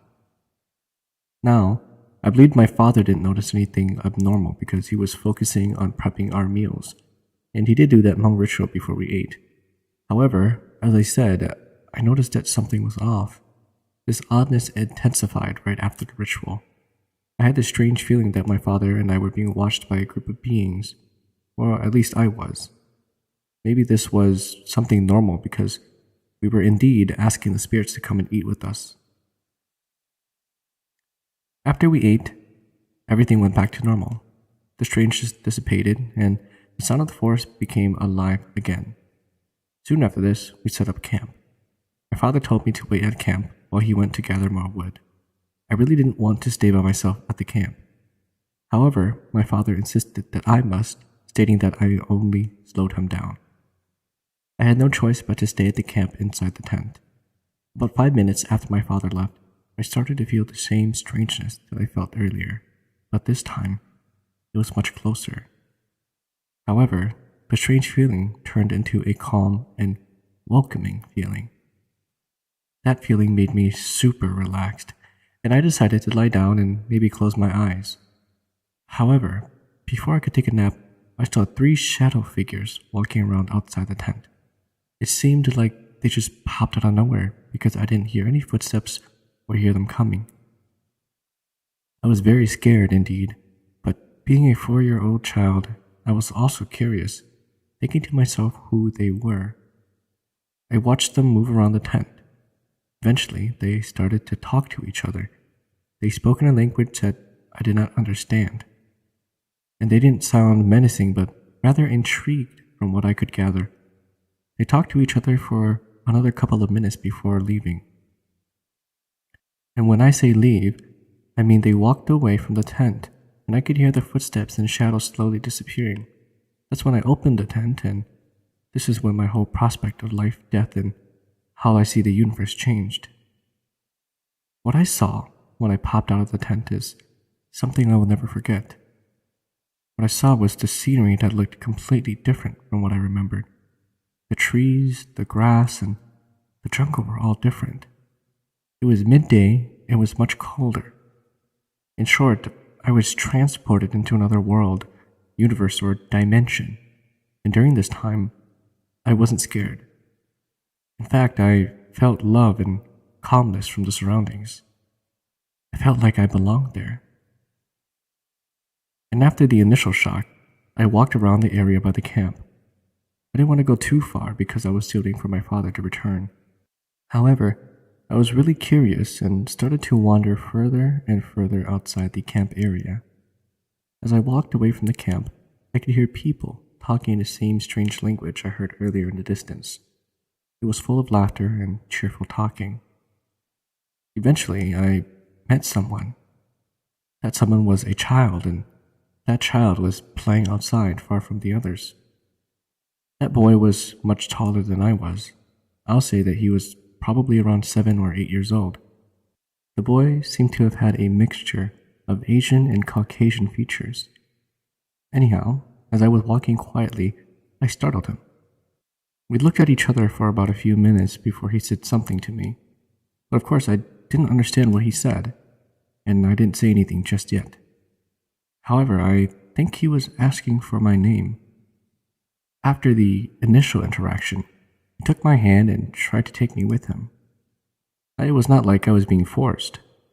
No, I believe he was trying to get me to go with him to see his family. Of course, I didn't want to go. I told him that I must wait at the camp for my father. And although he didn't understand what I was saying, I think he knew that I couldn't leave with him. After a few more silent minutes of just looking at each other, he dropped my hand and left. But before he left, he said something else. I think he was asking me to wait there because he was probably getting his parents to come and see me. I believe I waited for about 10 minutes after he left and decided to head back into the camp. When I got back to the camp, I was tired and wanted to close my eyes. I opened the tent and must have slept for 20 minutes before I heard my father's voice calling from me. I heard his voice come from the outside, and when I opened my eyes, I went outside of the tent and looked around and saw that everything from the trees to the grass went back to normal. The rest of the hunting trip was uneventful, and my father and I left the next day. This changed my life because, as an adult, I have studied and followed quantum physics. I truly believe that I was transported into another universe or dimension just for that moment. I don't know how it was done or what caused it, but maybe I was just in the right time and place when things can occur. Now this got me thinking about all the other Hmong encounters and disappearances in the jungle. Many stories of adult ghosts and ghost children have been associated with the disappearance of many Hmong people in the jungle. What if what I had experienced was the same thing that they also did? Maybe I was one of the fortunate ones that got back, and the ones that couldn't come back are trapped in those universes or dimension.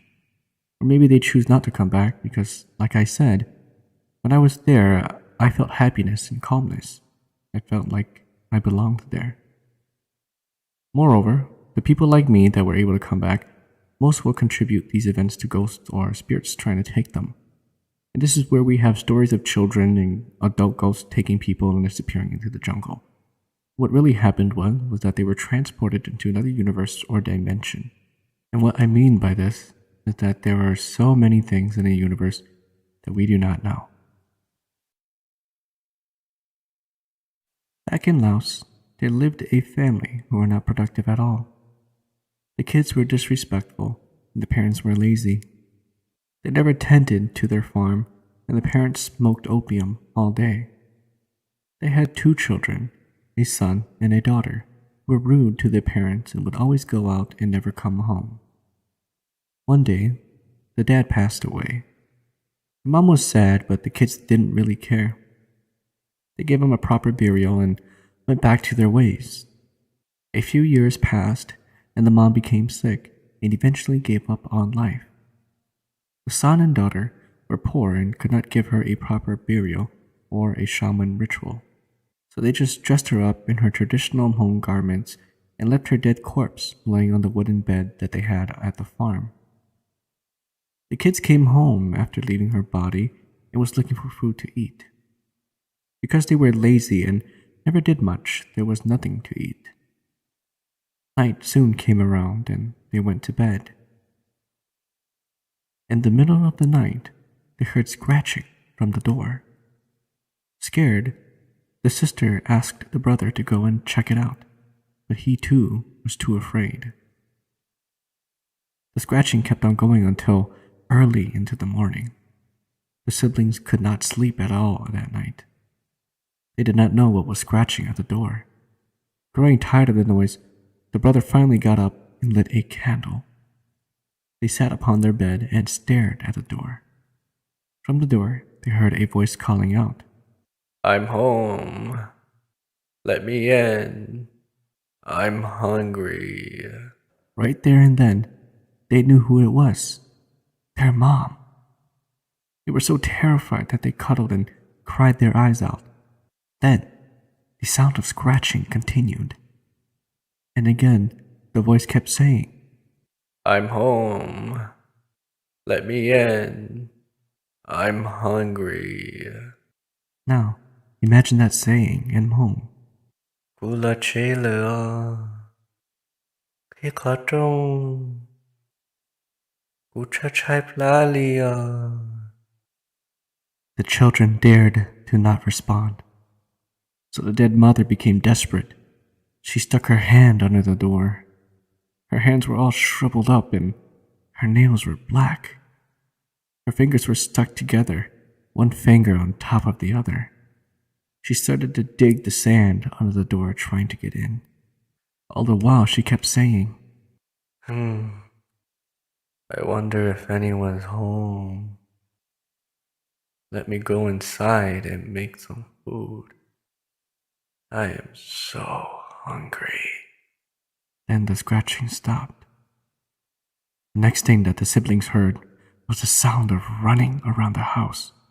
Their mother was circling the house, laughing and screaming for them to let her in. The children were frozen in fear. Then it suddenly got quiet. Not a stutter from outside. All of a sudden, the voice was right next to the wall outside their bed. I know you are here. The daughter let out a shriek, and it was quiet again. A few minutes later, there was a scratching at the door. I will eat you kids when I get in there. Dig. All through the night she tried to dig her way in. Even with her attempt at digging the earth underneath the door, the dead mother could not get in. Desperate, she started to lick the door. The kids were so terrified as they looked upon the door. Then all of a sudden, they saw a long, red, slimy tongue come underneath the doorway. The tongue was so long it licked the door and started to extend to the pots and pans, searching for food, all the while her hand was digging the earth. So hungry. So hungry. As the dead mother's tongue licked up the pots and pans, searching for food. Why won't you let me in? Open the door. Cook me some food. The siblings were so scared that they just sat frozen in fear. The mother went through all the night licking and scratching, looking for food. Morning finally arrived and the mother decided to leave.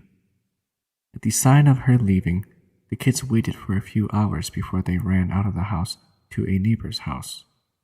They told the neighbors what happened and went back to the farm to give their mom a proper burial. Upon arriving at the farm, they noticed that the mother's body was gone. To this day, they haven't got a clue of what happened to the body. The kids moved away to another village and were never heard from ever again. This story was told to me by an uncle who had just recently came to the United States. He told a story about a young lady living in the same village. She had a boyfriend who she loved dearly and would constantly meet up with every night. One night, she wanted to go to the theater since all of her friends were attending. She didn't ask her boyfriend, but he refused. Instead, he gave her a lot of money to spend that night. She decided to keep the money underneath her pillow and save it. The next morning, she went to check if the money was still there. All she saw was a pile of leaves under the pillow. She was angry, assuming that her parents took it. She asked her parents, but the both of them insisted that they did not take it. Then, her father told her that when she meets with her boyfriend again that night, tell him to laugh and check if he has sharp teeth. She thought it was strange, but decided to listen to her father anyways. That night, when he came by to visit her, they were spending time at the front porch. That was when she asked him for a small request, a request that he laugh in front of her. The boyfriend thought it was a strange request, but obliged anyways. When he laughed, she saw that he had very sharp, shiny fangs. Afterwards, he also told her that he was coming to marry her a few days later. She got quite worried and told her boyfriend that she wasn't feeling very good and that he should go home. A few days later, she fell very ill. She then told her father everything and said that they were coming to ask her for her hand in marriage. That night, the night that they were coming to ask for her hand in marriage, her father had a sword prepared and sat by her bedside waiting patiently. Suddenly, 2 cats ran inside, and the daughter called out, Dad, here comes the makeon. Following behind were 2 more cats. The daughter then called out, Dad, here comes the groom and the best man. The father took his sword and swung at each of the cats, slicing them into pieces. Since then, the daughter was no longer sick anymore, and now they reside in California. Someone commented on this story saying that they're going to call PETA and report animal abuse. Years ago, there were 10 people living in an old Victorian house.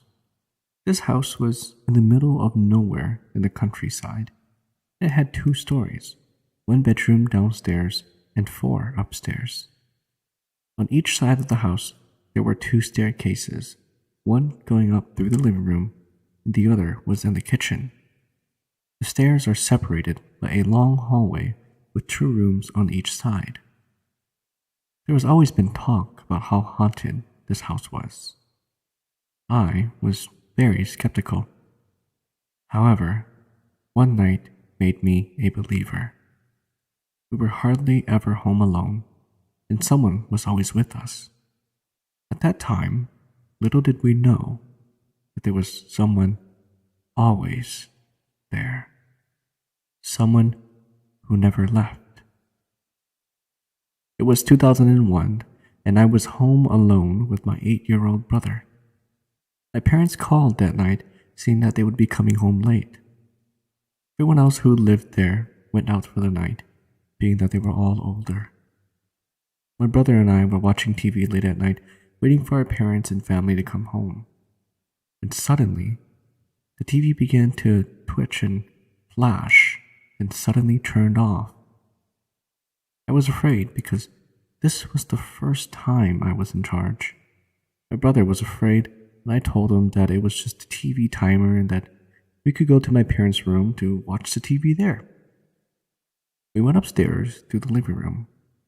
As soon as we turned the corner into the hallway, my brother stopped dead in his tracks and slowly points into one of the bedrooms and says, Who is that? I was too scared to even move, but I couldn't show him that I was afraid because I was the bigger sibling. I looked into the dark room. The closet door was wide open, and sitting in the corner was a young girl with her arms wrapped around her knees.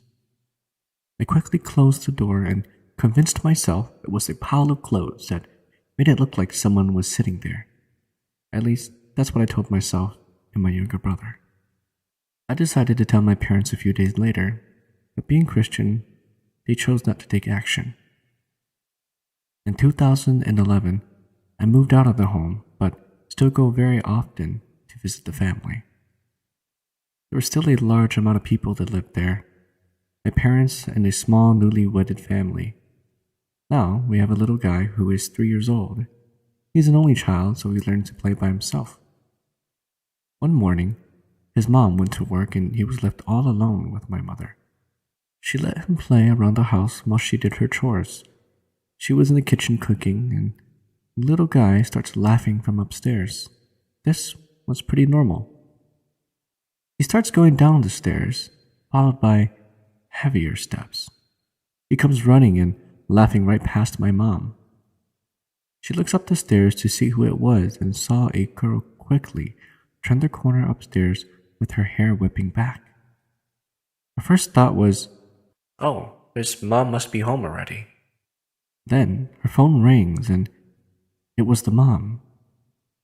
Since then, there has been many visitors that has seen this little girl walking around upstairs. But since there are so many people that live under the roof of that house, they just assumed that perhaps it was a daughter or a niece. But when they would go and check the room that the girl walks into, it turns out to be empty. There was a fire in the house, so I let believe that is why she can now leave the closet where she usually stayed, and now can fully roam the entire home.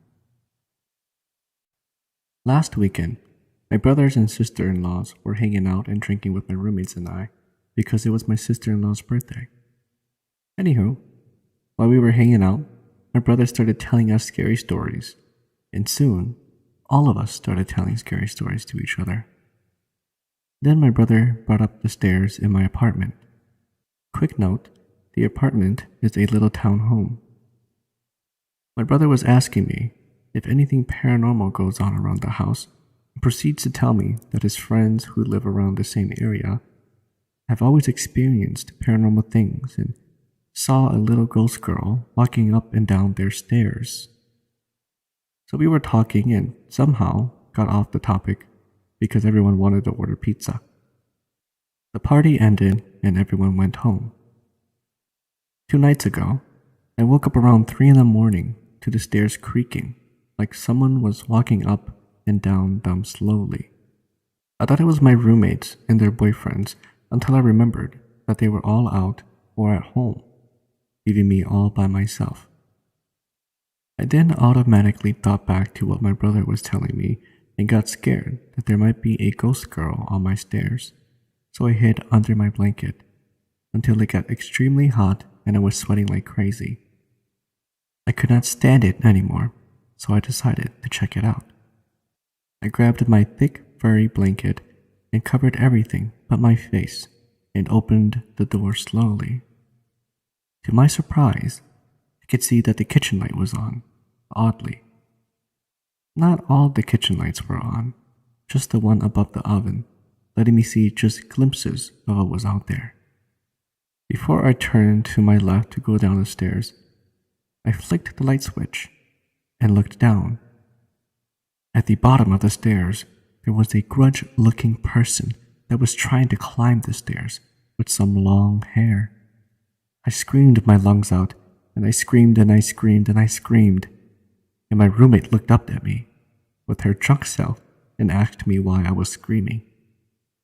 Oh my goodness. My drunk, stupid roommate was out partying all night and came home so drunk and could not climb up the stairs. Nearly scared my spirit away. Following my breakup of 2 years, I found myself tired of my surroundings and a little homesick.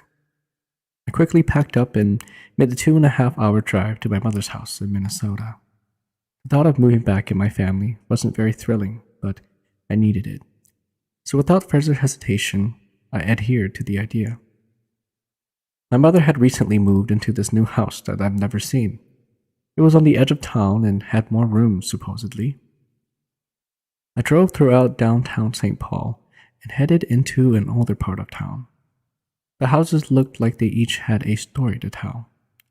The neighborhood seemed dark and dreary, but it felt like home. My GPS guided me to the front of a 2-story brick home with red shutters. A large maple tree in front of the house blocked out any light as the branches stretched out over the roof and hovered over the windows. I took a deep breath, shut off the car, and headed out. This was home. I made my way up the chipped cement stairs, dragging my luggage behind me. I reached for the handle and pushed open the fence.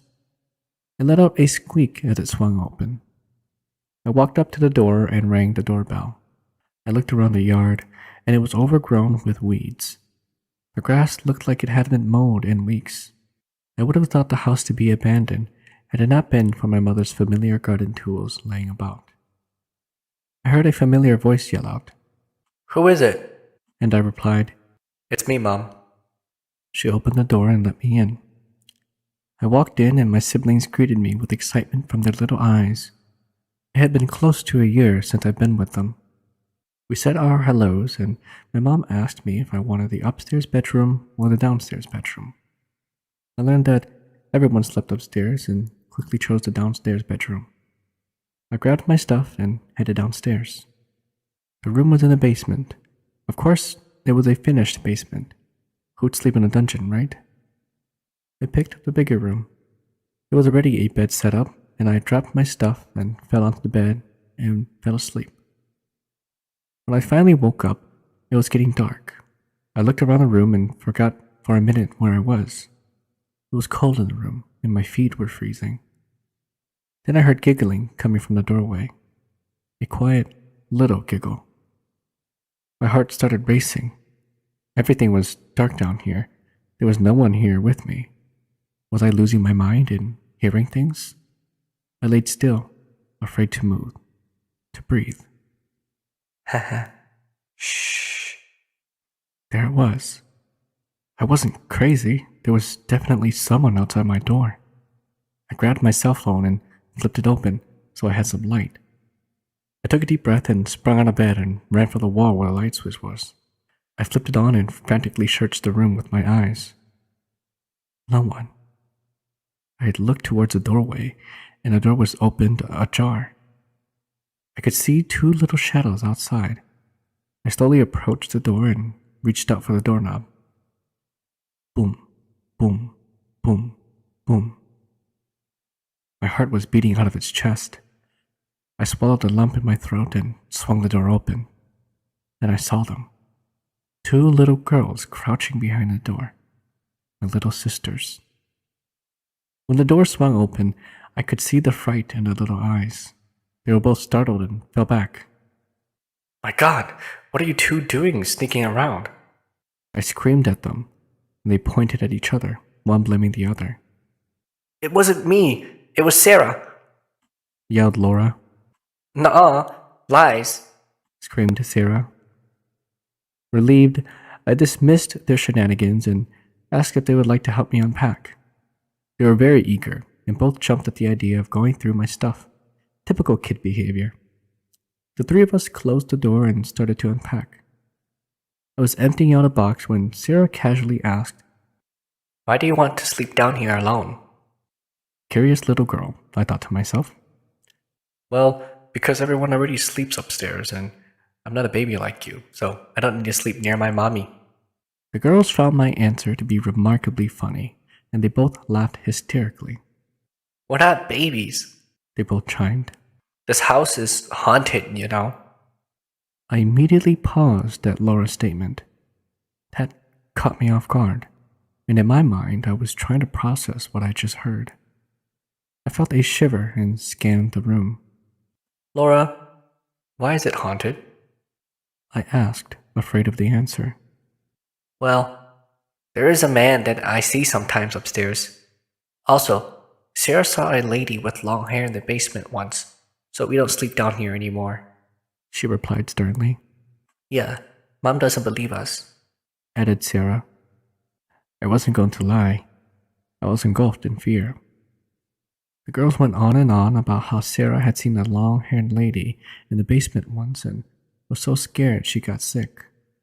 They told me about the old man that wanders from room to room, and even the mother and her son about how they floated through doors and disappeared as soon as they appeared. Of course, they say little kids have a wild imagination, but they also say that little kids don't lie. I managed to follow the fear and finished unpacking. My mom called us up to help with dinner. After dinner and a movie with the kids, I had forgotten all about our little conversation earlier. It was late. I was tired. The kids headed off to bed and I headed downstairs. I called up my friend and spoke to him. We ended up talking for hours and it helped me forget about the stories. We talked and talked until my eyes grew too heavy. I slid under the covers, shut off the light, and fell asleep. It was only about 2 hours into my sleep when I felt a wind blowing on the right side of my face. Did I forget to close the window? I opened my eyes and looked up at the window. The curtains were still. No wind. The window was locked and closed. I decided that I was dreaming, so I closed my eyes and tried to fall asleep again. Tick, tick, tick. I could hear my watch ticking. I squeezed my eyes harder and tried to drown out the ticking. Then, I felt it again. That blowing on the side of my face. It must have been a draft, I told myself. Half asleep and eager to sleep, I just pulled the blanket up over my face and went to sleep. It wasn't before long, but I felt it again. Only this time, it was accompanied by a foul smell. The smell was nauseating. It smelled like old, rotten meat. I was laying on my left side and could feel that draft on my right side. It was stronger and smelled so bad. Annoyed and curious, I turned around. As I did, I saw a dark shadow hovering above me. I screamed and I saw it slip under the bed. I was paralyzed with fear. I couldn't move. Rather, I was too afraid to. It was useless screaming for help. No one would hear me. I flipped on the phone, ran to the wall, and turned on the light. I got down on my knees and looked under the bed. Nothing. At this point, I was close to hyperventilating. I crawled back in bed with the lights on, called my friend, and asked him to stay on the phone with me. I told him what I had experienced, and he suggested I was dreaming. After a few hours of reassurance and exploring every logical explanation, he had me convinced that I was just dreaming. The next few nights went without incident until a Friday night. I had completed my nightly routine before bed. I brushed my teeth, wore my PJs, and jumped right into bed to talk on the phone. My friend and I were talking on the phone until I heard a scratching at the door. My lamp was right next to me this time, and I had a light, so I wasn't too scared of my immediate surrounding, but the scratching was coming from outside of my door. I sat in bed as quiet as I could and had my gaze fixed on the door. Nothing. My friend had convinced me this time that it was a mouse. After all, it is an old house. I'm sure that there are some crawling around. We continued with our conversation. It dragged on into the night, and as usual, I fell asleep. I was awakened by a cold draft. The room was freezing. I pulled my blanket up to my chin, and as soon as I did that, something pulled it. Again, my heart was racing and I was paralyzed with fear. I pulled up my blanket as hard as I could and held on tight. I waited for it to pull back. Nothing. Then, I felt a quick pull on my feet. Someone's cold hands held onto my toes and pulled. I screamed and pulled my legs up as fast as I could. I flipped on the lights and sat on my bed with tears in my eyes. What the hell just happened? I grabbed my blanket and pillow that night and went upstairs to sleep on the couch. I spent a few nights on the couch until my grandma came over one night and was taking over the couch. I didn't want to say anything to my mom or my grandma, and I certainly didn't want to spook the kids, so I kept it all to myself. That night, I headed back downstairs. I was ready this time, though. I decided to keep a nightlight plugged in. Feeling a little more safe with my new weapon, I fell asleep. Not long into my sleep, I felt a tickle on my face, kind of like a strand of hair tickling my face. I brushed it out of my way and continued sleeping. I felt it again. Lots of hair brushing against my face with that rotting smell present. Then I remembered. I have short hair. That can't be my hair. I opened my eyes and there above me, I finally put a face to the nightmare that had been haunting me. A rotting corpse, it looked like. Her jaw was torn and she attempted a smile that spread from ear to ear, her long black hair dangling in my face. No body, just a head and torso with dangling arms. She was breathing right into my face. That rotting smell was indeed her flesh. I tried to jump out of bed, but I was stuck. I couldn't move or scream. I could feel her ice-cold fingers holding down my arms. I was pinned to the bed and paralyzed with fear. She got closer and let out a moan. I felt heaviness on my chest as she pressed down onto me. Her tongue slipped out the side of her face where her jaw was broken. I closed my eyes and did the only thing I could have done. And I prayed. I prayed all night. It was then that I felt this pressure relieve, and I was able to move. I opened my eyes and it was gone. I looked at my arms and there were red imprints of her hands from holding me down. I slept with the Bible next to me and said a prayer every night after that.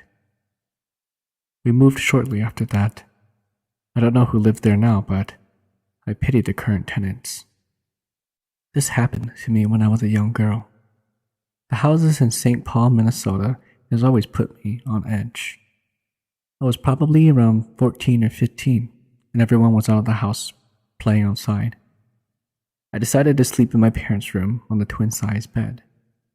As I slept on the edge of the bed away from the wall, sleeping all by myself, there was no one behind me but an empty spot and an extra pillow. Sleep came and almost swept me away to dreamland. I remembered how quiet the house was. No children, except for me, were inside, until for a slight moment I heard a soft cry of a baby out of nowhere. Strangely, it sounded so close, as if it was right behind me. Eyes wide open and alert, I slowly moved my gaze to the direction of the sound behind me and turned. Luckily, nothing was there. I looked down at the pillow right beside me. No baby. I looked at the empty wall, old and sad looking. Thinking that I was just hearing things, I turned back and tried to sleep. Again, right away, there was that soft baby cry, yet so close behind me. I did what anyone would do. Again, I turned back behind me. Nothing. This time, I was already scared and wasn't willing to stay there anymore, knowing that we had no baby living with us at that time. I got up and left. From that time on, if there is an empty pillow next to me, it's either turned vertically or I will place something on top of it, knowing there's no empty space next to me. This story was told to me by my nephew, who used to live on Magnolia Street, a block away from Jackson Cemetery in Minnesota. We'll call him Michael.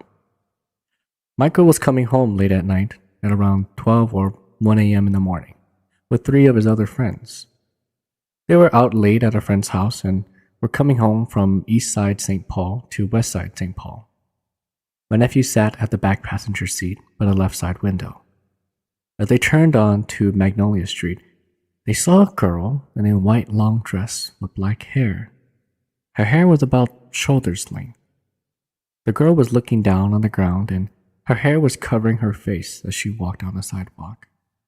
They all saw the girl, but being high school boys, they all got curious as to how this girl looked like and why she was walking at night alone. The driver slowed down their car as they passed her. They all turned their heads to the left to look at her. As the car slowly went by, they did not see her face. Her head was still down and her hair was dangling, blocking them from seeing her face. As the back passenger seats were parallel to her, while the boys were still staring at the girl, she turned her head to the right and began to stare right at them. The hair was still partially covering her face. Her face was pale and her eyes were black. No pupil, just pure black. Michael at the time wore a red bag around his neck to protect him from evil spirits. Inside of this red bag was a copper coin given to him from his dad. The red bag started to move up and down on its own, as if someone was making the bag move left to right and then up and down. He grabbed a hold of his bag with both of his hands. While all this was happening, the driver pressed on the gas pedal as hard as he can and got the car moving. They did not stop at the next stop sign, they just zoomed right past to my nephew's house. All 4 of them got out of the car as fast as they could and ran into his house. Once inside of his house, Michael took out his red bag and opened to see what was going on inside of it. He didn't know why it started moving by itself. To all of their surprise, the coin inside the red bag was all banged up. It looked as if someone was biting onto the coin, leaving scratches that looked like teeth marks. I work in a pharmacy inside of a store. On a Monday afternoon, I was on the work phone, so as I was busily talking to the doctor, I noticed one of our regular customers. His name was Randy, and he was a Caucasian male. I saw Randy walk past the pharmacy with his head lowered down a bit, pulling a shopping cart. I was about to say hi to him and realized that he was already walking away and wasn't stopping by to say hi to me like he normally would. I found that unusual because he was always a happy guy who loved to joke around every time he comes by. The moment I saw him, I was certain that it was Randy, but since he didn't greet us, I thought it could have been someone else. I had a long day and I just let the thought go by. Today is Thursday, and I got a phone call from his wife saying that Randy passed away that Sunday night. I was so shocked that I can only tell myself today that maybe he came by to say his last goodbye that Monday afternoon. It was a scary yet sad feeling. I remember about 4 years ago when 2 of my buddies and I were still working at McDonald's. It was New Year's Eve and they wanted to go do something fun that night after I got off work. The plan was to go clubbing, but then again, I wasn't quite legal yet. Instead, we decided to go hunting for spirits on this dark countryside road, which everyone said was haunted. From all the stories that I've heard, there's been numerous accidents and ghost sightings on this road, which has made us quite curious, so my buddies and I decided to go investigate it. Of course, I was the driver, and when we got there, we pulled over and stopped on the side of the road. We sat in the car and waited for about 3 minutes. Nothing. After about another 2 minutes or so, one of my buddies, who was sitting on the passenger's side, said he heard something throw a small rock pebble at his window. We all stood quiet and waited again. Tink! This time, the pebble hit the driver's side of the car. And I had to admit, I was pretty freaked out, and so were my other two buddies. I was so scared and frightened that I started the car up and floored it as hard as I could to get the hell out of there. I remembered driving as fast as I could to try to get off that road when I read a red light entering into the highway, which I didn't even notice. My buddies who did notice screamed at me saying I had just ran a red light. That's when it hit me. I started freaking out. My whole body tightened up and I was having a major panic attack. I was unable to drive anymore, so I had to pull over to the side of the highway so one of my buddies could drive us all back home. Ever since that night, every time when I drive by myself, I would always have a panic attack in my car, which would render me unable to drive. For the past 4 years, I've lived like this, unable to drive or go out due to reoccurring panic attacks whenever I drive or step foot into a car. Life was miserable, but I finally had the courage to tell my grandma everything that happened that night. She had a shaman from Wisconsin to do a read on me, and what the shaman said was that I met a graveyard demon who was hungry and wanted food, so it kept following me. A couple months after that, I converted to Christianity and changed my name. Ever since then, I'm able to drive on my own now and not have any problems with reoccurring panic attacks. Back in Laos, when my aunt was a young teenage girl, her and her friends would always get their baskets and go outside of the village to pick fruits from some nearby trees. On one particular day, my aunt and one of her friends decided to go fruit picking, so with their baskets on their backs, they set out. It was a hot, sunny day, and they had just finished picking their fruits and were set on foot to go back home. The walk home was about an hour or so, and they hadn't packed any food. Hungry and sweaty, they trotted home. Halfway along the journey home, they came upon a riverbank. They decided to make a rest stop and wash up before they traveled back. Setting their fruit baskets aside, they started washing by the river. Across the riverbank were tall grass, as tall as a person. This riverbank was small and the water was clear and rushing through. While washing their hands and face, they heard a rustling sound from the grass and saw it move. Thinking it might be an animal, they ignored it and kept washing up. Seconds later, they heard swooshing sounds again and saw the grass shake. The movement of the grass inched closer and closer to the riverbank across from them. They kept staring at the tall grass, and without warning, it split open. Right before them stood a dead corpse. He was dressed in traditional Hmong funeral garments. Tied to him was a wooden bamboo horse. And the Hmong believed that the horse is a symbol to help guide them into the afterlife on their journey.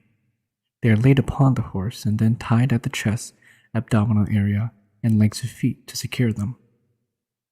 The corpse looks like he had just recently passed away and was freshly buried. His face was pale blue and purple, his eyes were closed and his cheeks were puffed up. The way he was walking was with tiny steps from side to side since he couldn't walk straight being tied. Seeing this, my aunt and her friend let out a scream and rushed to grab their baskets and took off. They were so terrified that all the fruits fell out and tumbled onto the riverbank. Before my aunt had ran off, she noticed that the corpse had turned back and trotted back into the tall grass. Later on, she would hypothesize that this was because the dead corpse was also surprised to see them at the river. He had just recently passed away, so he was wandering around and didn't expect to see human beings. After they got home, my aunt's friend started to get sick. They did a shaman ritual and she became much better. My aunt, however, never got sick, and she doesn't know why. So the moral of the story is that sometimes when you are afraid of something, that thing might just be as equally afraid of you as well. I have a friend who works at a funeral home. She cleans, vacuums, and mops the place to get it ready for the next funeral. One night, she was mopping and getting the place ready for a Hmong funeral that was going to take place early the next day. After vacuuming the floor, she went to the bathroom to mop there. But when she opened the door to go in, she saw a lady washing her feet in the toilet. The lady turned and looked at her. She didn't think much of it. She thought it must have been someone that was still there from the last funeral, so she continued cleaning. The next morning, she came back to do her duties again, just the ones that she didn't finish. When she got there, she saw all these Hmong people coming in and going out of the funeral home. She went downstairs to take out the garbage bag and completed more tasks. After almost being there for 3 hours, she was finally finished and was about to leave. A Hmong guy came to her and asked if she was the janitor there. So she replied yes. He told her that someone tipped over the flowers upstairs. They had already picked up all the flowers, but there were still little puddles on the floor. She said she'll go and clean it and vacuum it since she was leaving. She got the vacuum out and went upstairs to vacuum. While she was vacuuming, she saw the dead body laying on the floor with people sitting around it. She thought it was weird, but continued vacuuming. After she was done, she walked by the dead body. Being curious, she took a peek at the dead body's face and was shocked to see who it was. It was the lady she had seen in the bathroom washing her feet last night. After that, she quit that job. Hmong elders have always said that large bodies of waters like lakes and rivers have dragons or entities that guard it or bring life to it. I never believed it until something happened to me. It was summer of June 2002.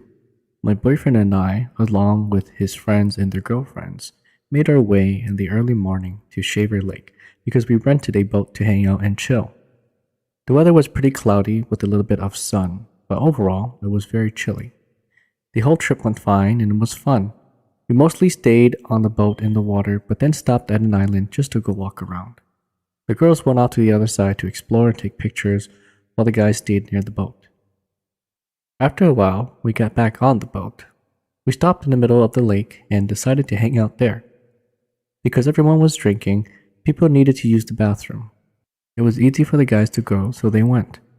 None of the girls needed to go besides me as well as 2 other girls.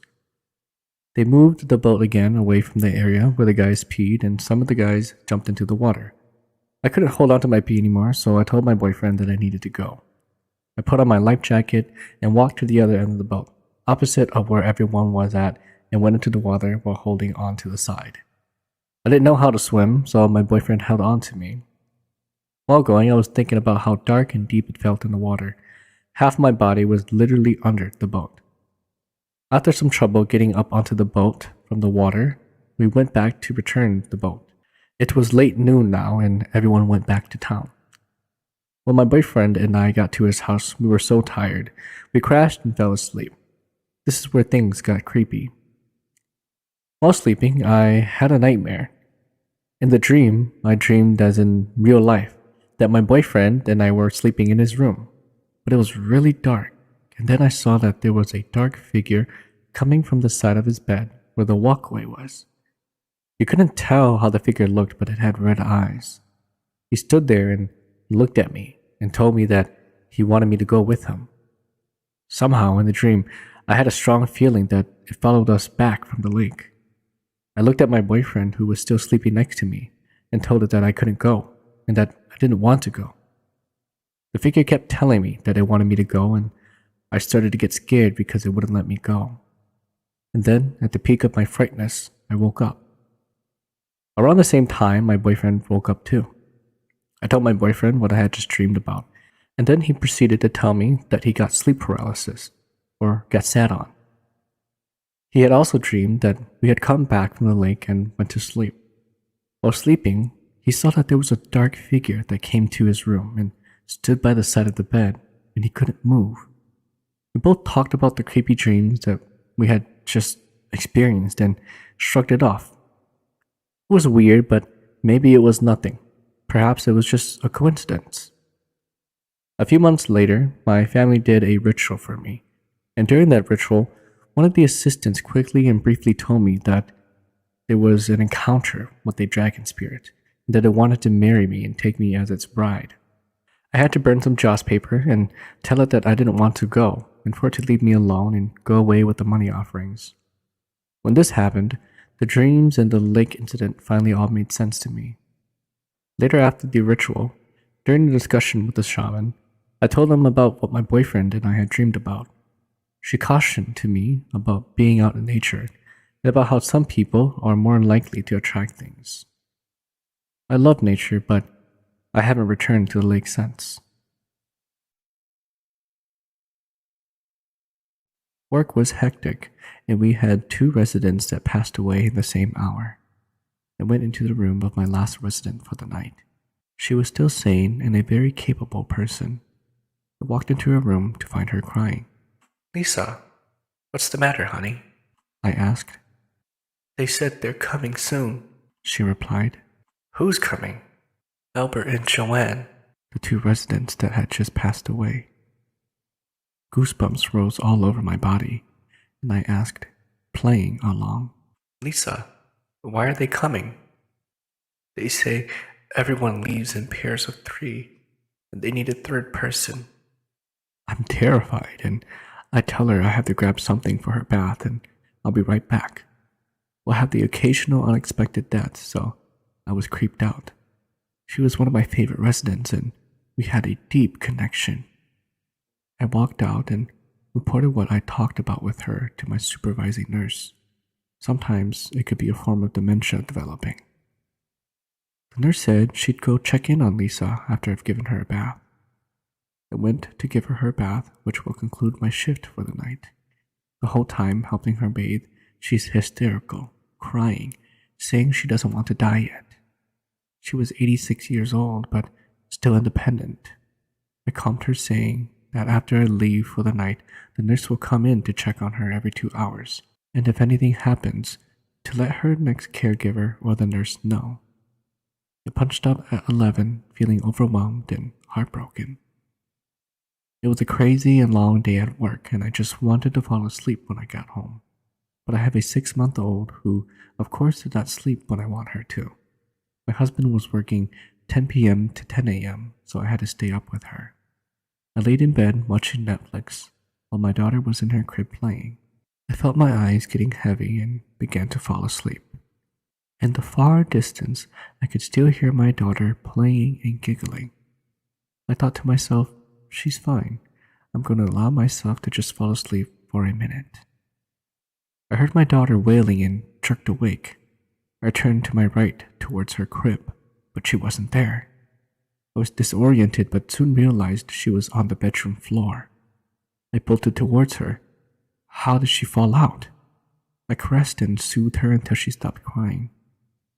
I brought her into bed with me and mixed up her bottle. She took it right away and she too was falling asleep. Afterwards, I fell asleep instantly. I was awake again by my daughter's loud laughter. I thought to myself, getting irritated, Baby, why are you up playing? Mama's too tired to play with you. Then I looked at my phone. 3 a.m. That's when I noticed somebody was standing by the side of my bed where the baby was laughing. I didn't realize and recognize her right away. She looked different, a little younger and more healthy. Kay, you have a lovely baby. I feel like I know her already by the stories you're always telling me. I was deeply afraid, so I reached for my daughter and held her tightly to me. Kay, I'm sorry I dropped your baby. I wanted to hold her before I go, and I wanted to visit you. You're my favorite CNA, and when you left, you were really worried about me. It didn't hurt at all, but I have to go. I'm only allowed a little time to say my goodbyes. Albert and Joanne were waiting for me. See? She pointed to my bedroom corner. I could make out 2 shadows. I couldn't see their faces or body features. I have to go now. Thank you for always being so kind to me. All 3 of them vanished in a blink of an eye. I released my grip on my daughter, and I cried. I was terrified, heartbroken, and touched. I just cried. Lisa had passed away that night, and I was the one she chose to come say goodbye for the last time. I used to work as a cleaner at a community hospital during the night shift. My job was mainly to sweep and clean the basement and the medical surgical floors of the hospital at night. At first, I didn't think much about my job. Usually after 9 o'clock at night, the main entrance of the hospital locks. Quiet hours start, and lights are dimmed on the floors and visitors seem to vanish. I always begin my shift cleaning the basement level first, then making my way up to the medical surgical floors later. One night, after I finished sweeping the basement level, I felt very unusual, like as if I wasn't alone. Even though there wasn't a human being in sight, I had a feeling like there was a presence right there with me. I didn't think much of it and just shrugged the feeling off. I hauled my cleaning cart with me as I carefully made my way over to where the elevators were located. As I approached, I felt a light chilly breeze brace my arm and I saw a lady in a hospital gown walk right past me, her face pale and frightened. She quickly passed me and disappeared out of sight, like as if she didn't notice me. I thought to myself, why was it that there was a patient on the floor at this time? Could she be lost? Could she be a patient? Or is it a ghost? I turned my back to the elevators and realized that all 3 elevators were not even opened. The hairs on my head, neck, back, arms, and legs were standing perpendicular as I realized that a ghost had just passed by. What else could explain how the patient came out of the unopened elevator? My heart was racing and my body felt weak. I walked as fast as I could over to the elevator and pressed the button to call the elevator down. I wanted to get off the basement level immediately. I waited impatiently as I listened for the elevator to descend from the floors above. As the elevator approached the basement level, I heard voices talking loudly, like there was a crowd of people inside the elevator. I felt relieved to hear people talking after my encounter from earlier. As the elevator came to a stop, I could hear the voices clearly as if there was a party going on inside. Ding! I watched as the elevator doors slide open. To my surprise, there was not a single person in sight, and the voices went silent as an empty elevator stood before me. I almost choked on my fear, unable to scream or speak. I rushed into the elevator with my cart. It was either the elevator or remain at the basement level, and I chose the elevator. Just get me out of here. I could hear my heart pounding loudly as the elevator ascended to the next floor. I finally made it to the medical surgical floor and rushed out as soon as the doors of the elevator opened. I saw the nurses' station in the distance and finally felt some sort of relief. I pushed my cart down the hallway and made my way over to the nurses' station. Seeing the nurses working at the computers made me feel so much better. It was good to see people. One of the nurses looked at me and said, How are you tonight? I calmly responded. I'm fine. The same nurse then asked, Are you sure? You look like you've seen a ghost. and then I screamed. I did. All the nurses started laughing at me like I was joking. I seriously just wished they would have just seen or saw what I heard. I knew they didn't believe me, so I just walked away calmly. I made my way over to the closet where I usually restocked my cleaning supplies and opened the door with a key. It was dark inside, so I switched on the light and started restocking my cart. As I was bending over to dump the bucket of dirty water into the drain, I felt a cold, chilly hand grasp my nape firmly. I reacted, shrieking hysterically as I dropped everything and ran down the hall back to the nurse's station. The nurses huddled around me and asked if I was okay. Shaking and sweating, I responded, I need to go home. I'm not feeling too well. I left that night and since then had resigned from the night shift at the hospital. Hospitals are filled with wandering spirits, and I refused to work there ever again. Later on, I asked a lady in town whom had a sixth sense to look into what happened to me that night. She told me that what I saw, heard, and felt was not of my imagination. She said those spirits whom I had encountered may have forgotten to be careful around the living who may have exposed themselves a little too much. Spirits can sense fear, and when they do, they like to take advantage of the living. The lady told me not to worry anymore, as she had already worked up some magic to ease my fears and protect me. I feel much better now and have gotten over those encounters from that night.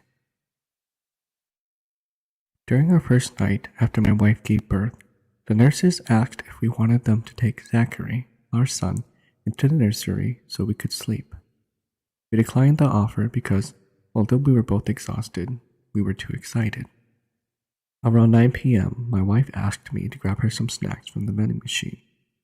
Quietly, I exited the room and made my way to the common area.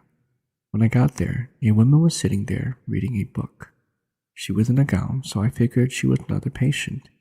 She looked my way and smiled, so I smiled back. We made small talk while I grabbed a few granola bars and some peanuts. I told her how we just had a baby, and she told me she had just had a baby too, but she left the baby in a nursery tonight because she was so tired. After congratulating each other, we said our goodbyes and I was on my way back. While we were sleeping, Zachary started crying. My wife woke me up to check on him. When I looked over, I saw someone standing next to Zachary's bed. At first, I thought it was one of the nurses, but when I put on my glasses, I realized it was the woman I had met earlier that night. I whispered out to her to get her attention, but she didn't acknowledge me, so I got up from the couch and walked over. When I got to her and Zachary, I became very uneasy. I put my hand on the woman's shoulder. It was cold and damp. Our son continued to cry, and my wife called out to see if we were okay. The woman turned to look at me. This time, her skin was pale, her eyes were dull, and I remember the messiness of her long blonde hair.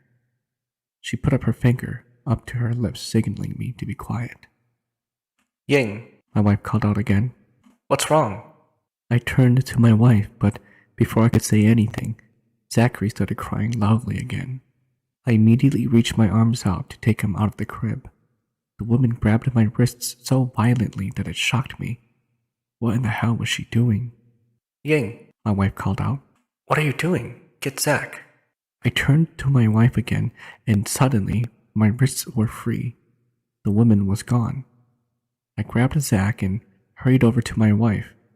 I told my wife that the woman I had met earlier was in our room, but my wife assured me that I was standing by the crib all by myself. No, she grabbed me. She was right next to me. I anxiously said. That's when I realized that I never saw the door open when she disappeared. I handed our son to his mother and went to check the restroom. No one was there. I opened the door to the hallway and looked around. No one was outside. My wife and I stayed up to make sure that Zach was okay. He was calm in his mother's arms. I couldn't explain what happened. Eventually, we put Zach back into the crib and went to sleep. The next morning, our nurse told us that we would be discharged later in the afternoon.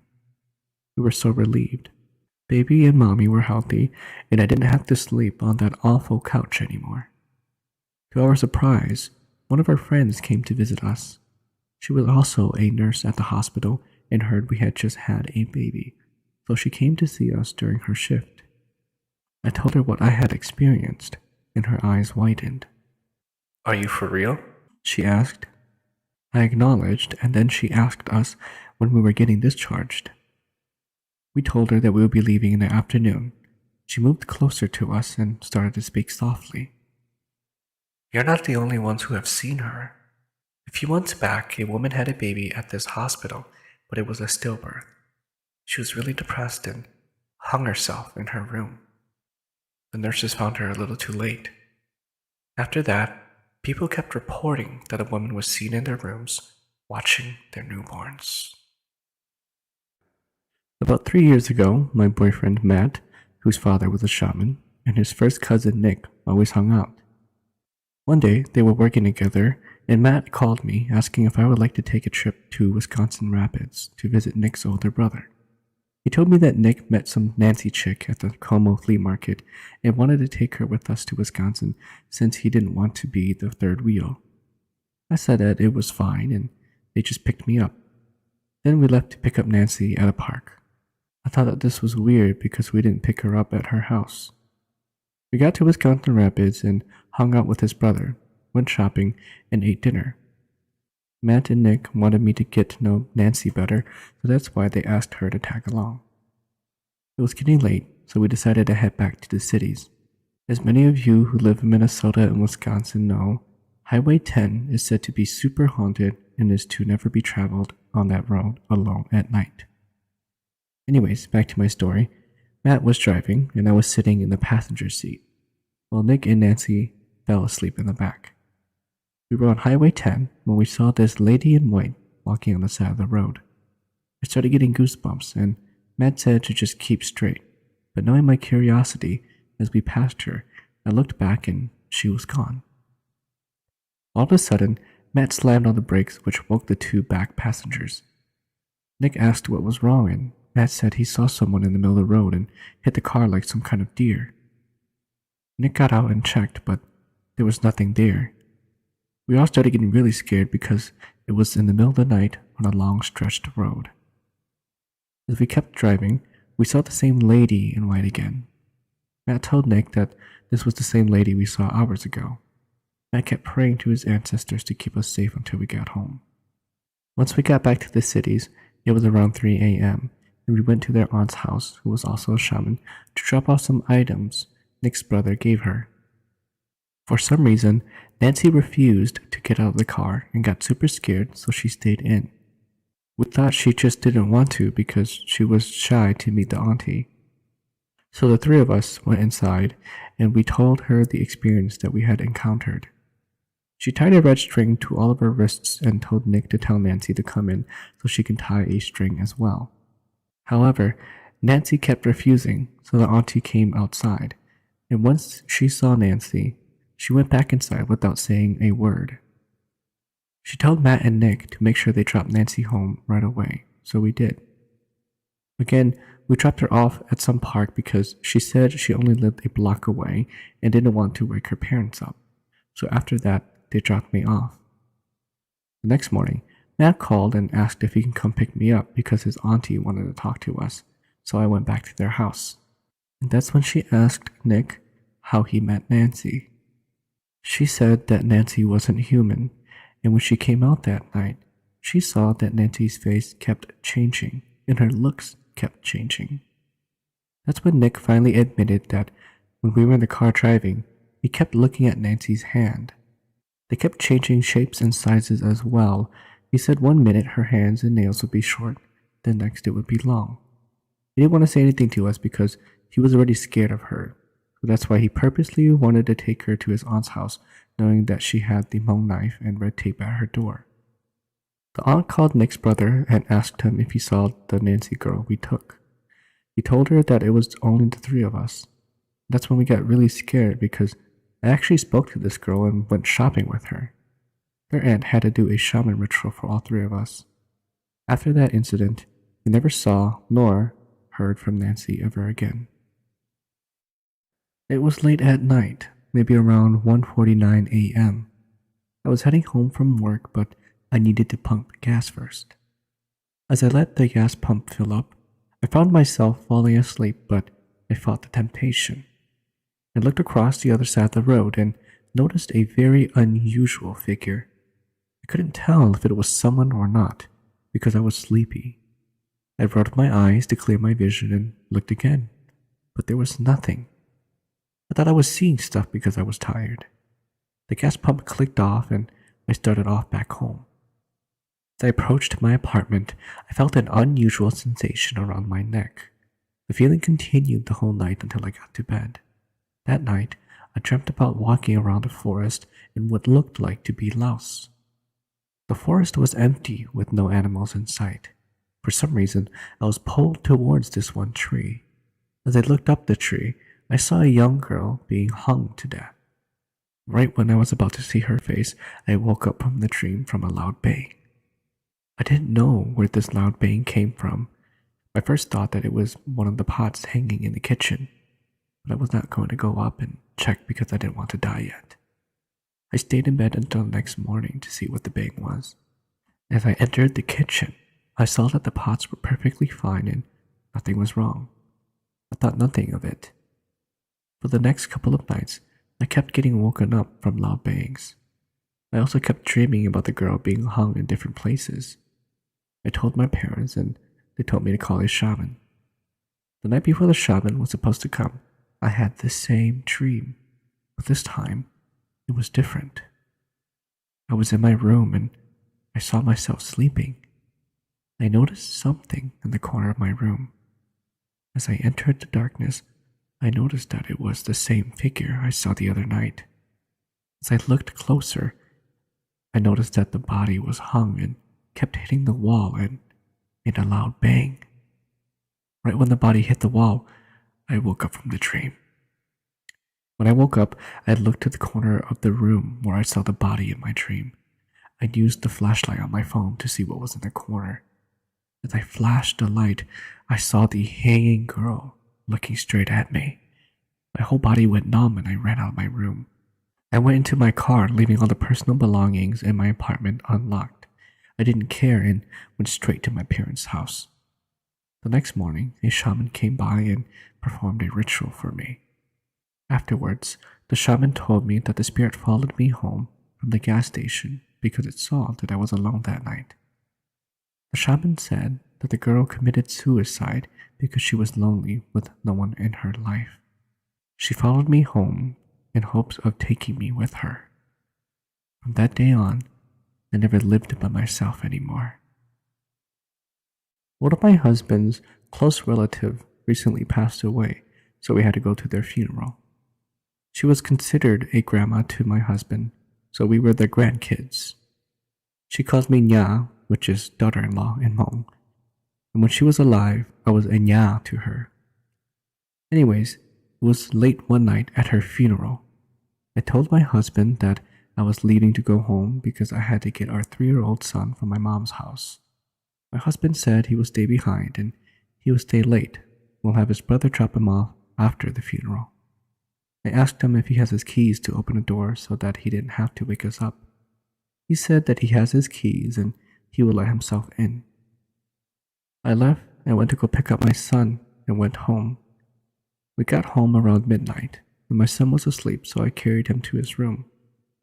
I showered and got ready for bed. By the time I was ready for bed, it was already around 1 a.m. Since my husband was staying late, I didn't think much and went to sleep. I was extremely exhausted. Suddenly, I woke up to the sound of knocking at the door. I thought to myself, who would come to our house this late? Maybe my husband got a little drunk and couldn't make his way in. I was a little irritated at this point. I heard knocking again, and then I heard a voice that sounded exactly like my husband's, except a little deeper.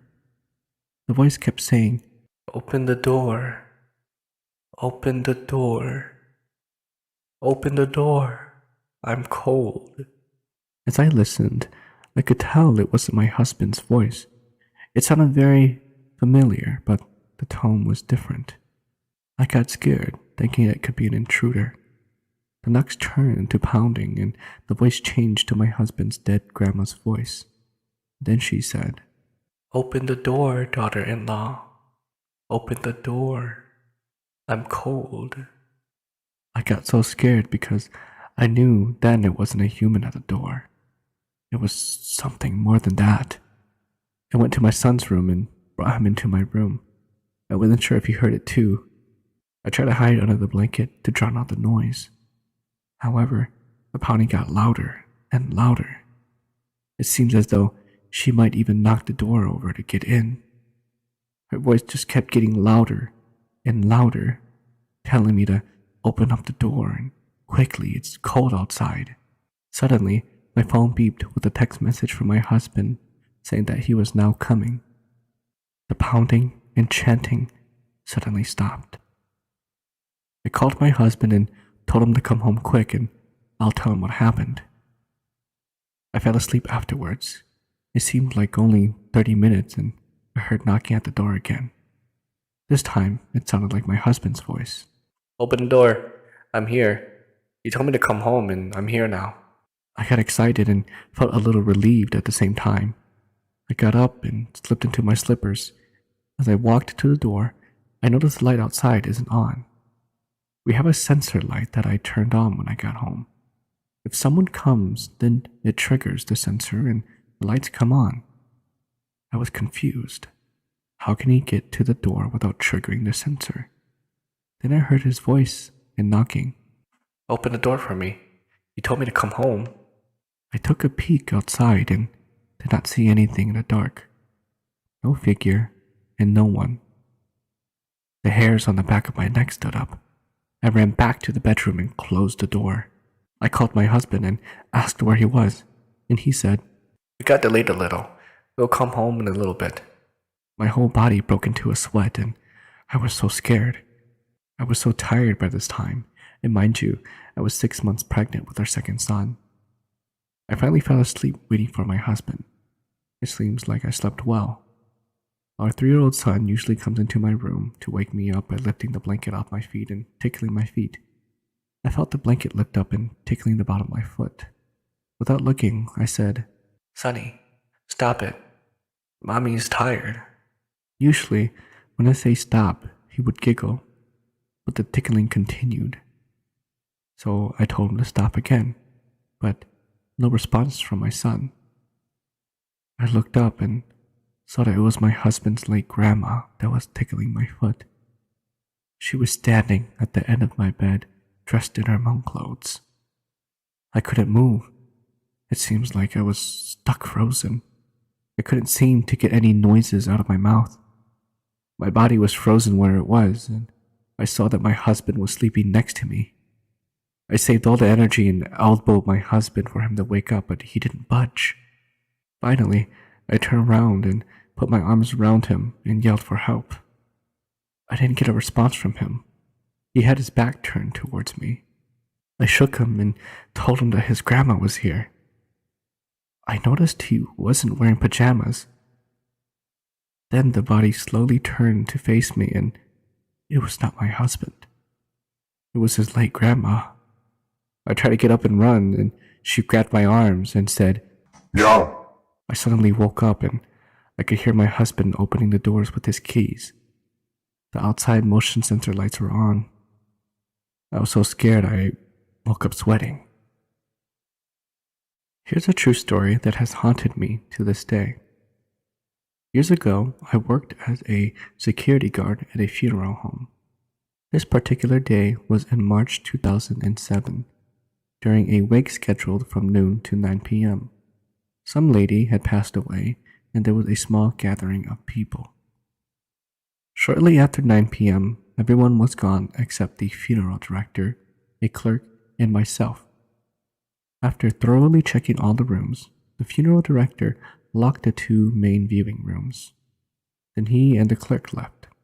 My shift ended at midnight, so I had to patrol the exterior rooms for a couple of hours and lock up. If I needed to get into the main visitation room where the bodies were, I had to call the director. Anyways, I had been doing this for a couple of weeks and gotten over most of the jitters. I was relaxing on a desk in the main hall, watching television, when I heard a loud thump in the room where the body was.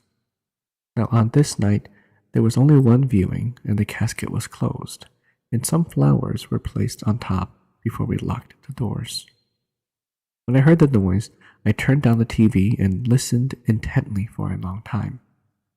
I heard a scratching sound, or at least it sounded like it, so I walked slowly to the double door and put my ear against it. I could hear something like footsteps or movement. It sounded like someone was walking around in the room. I thought maybe someone had accidentally been left behind, so I knocked on the door and asked if anyone was in there.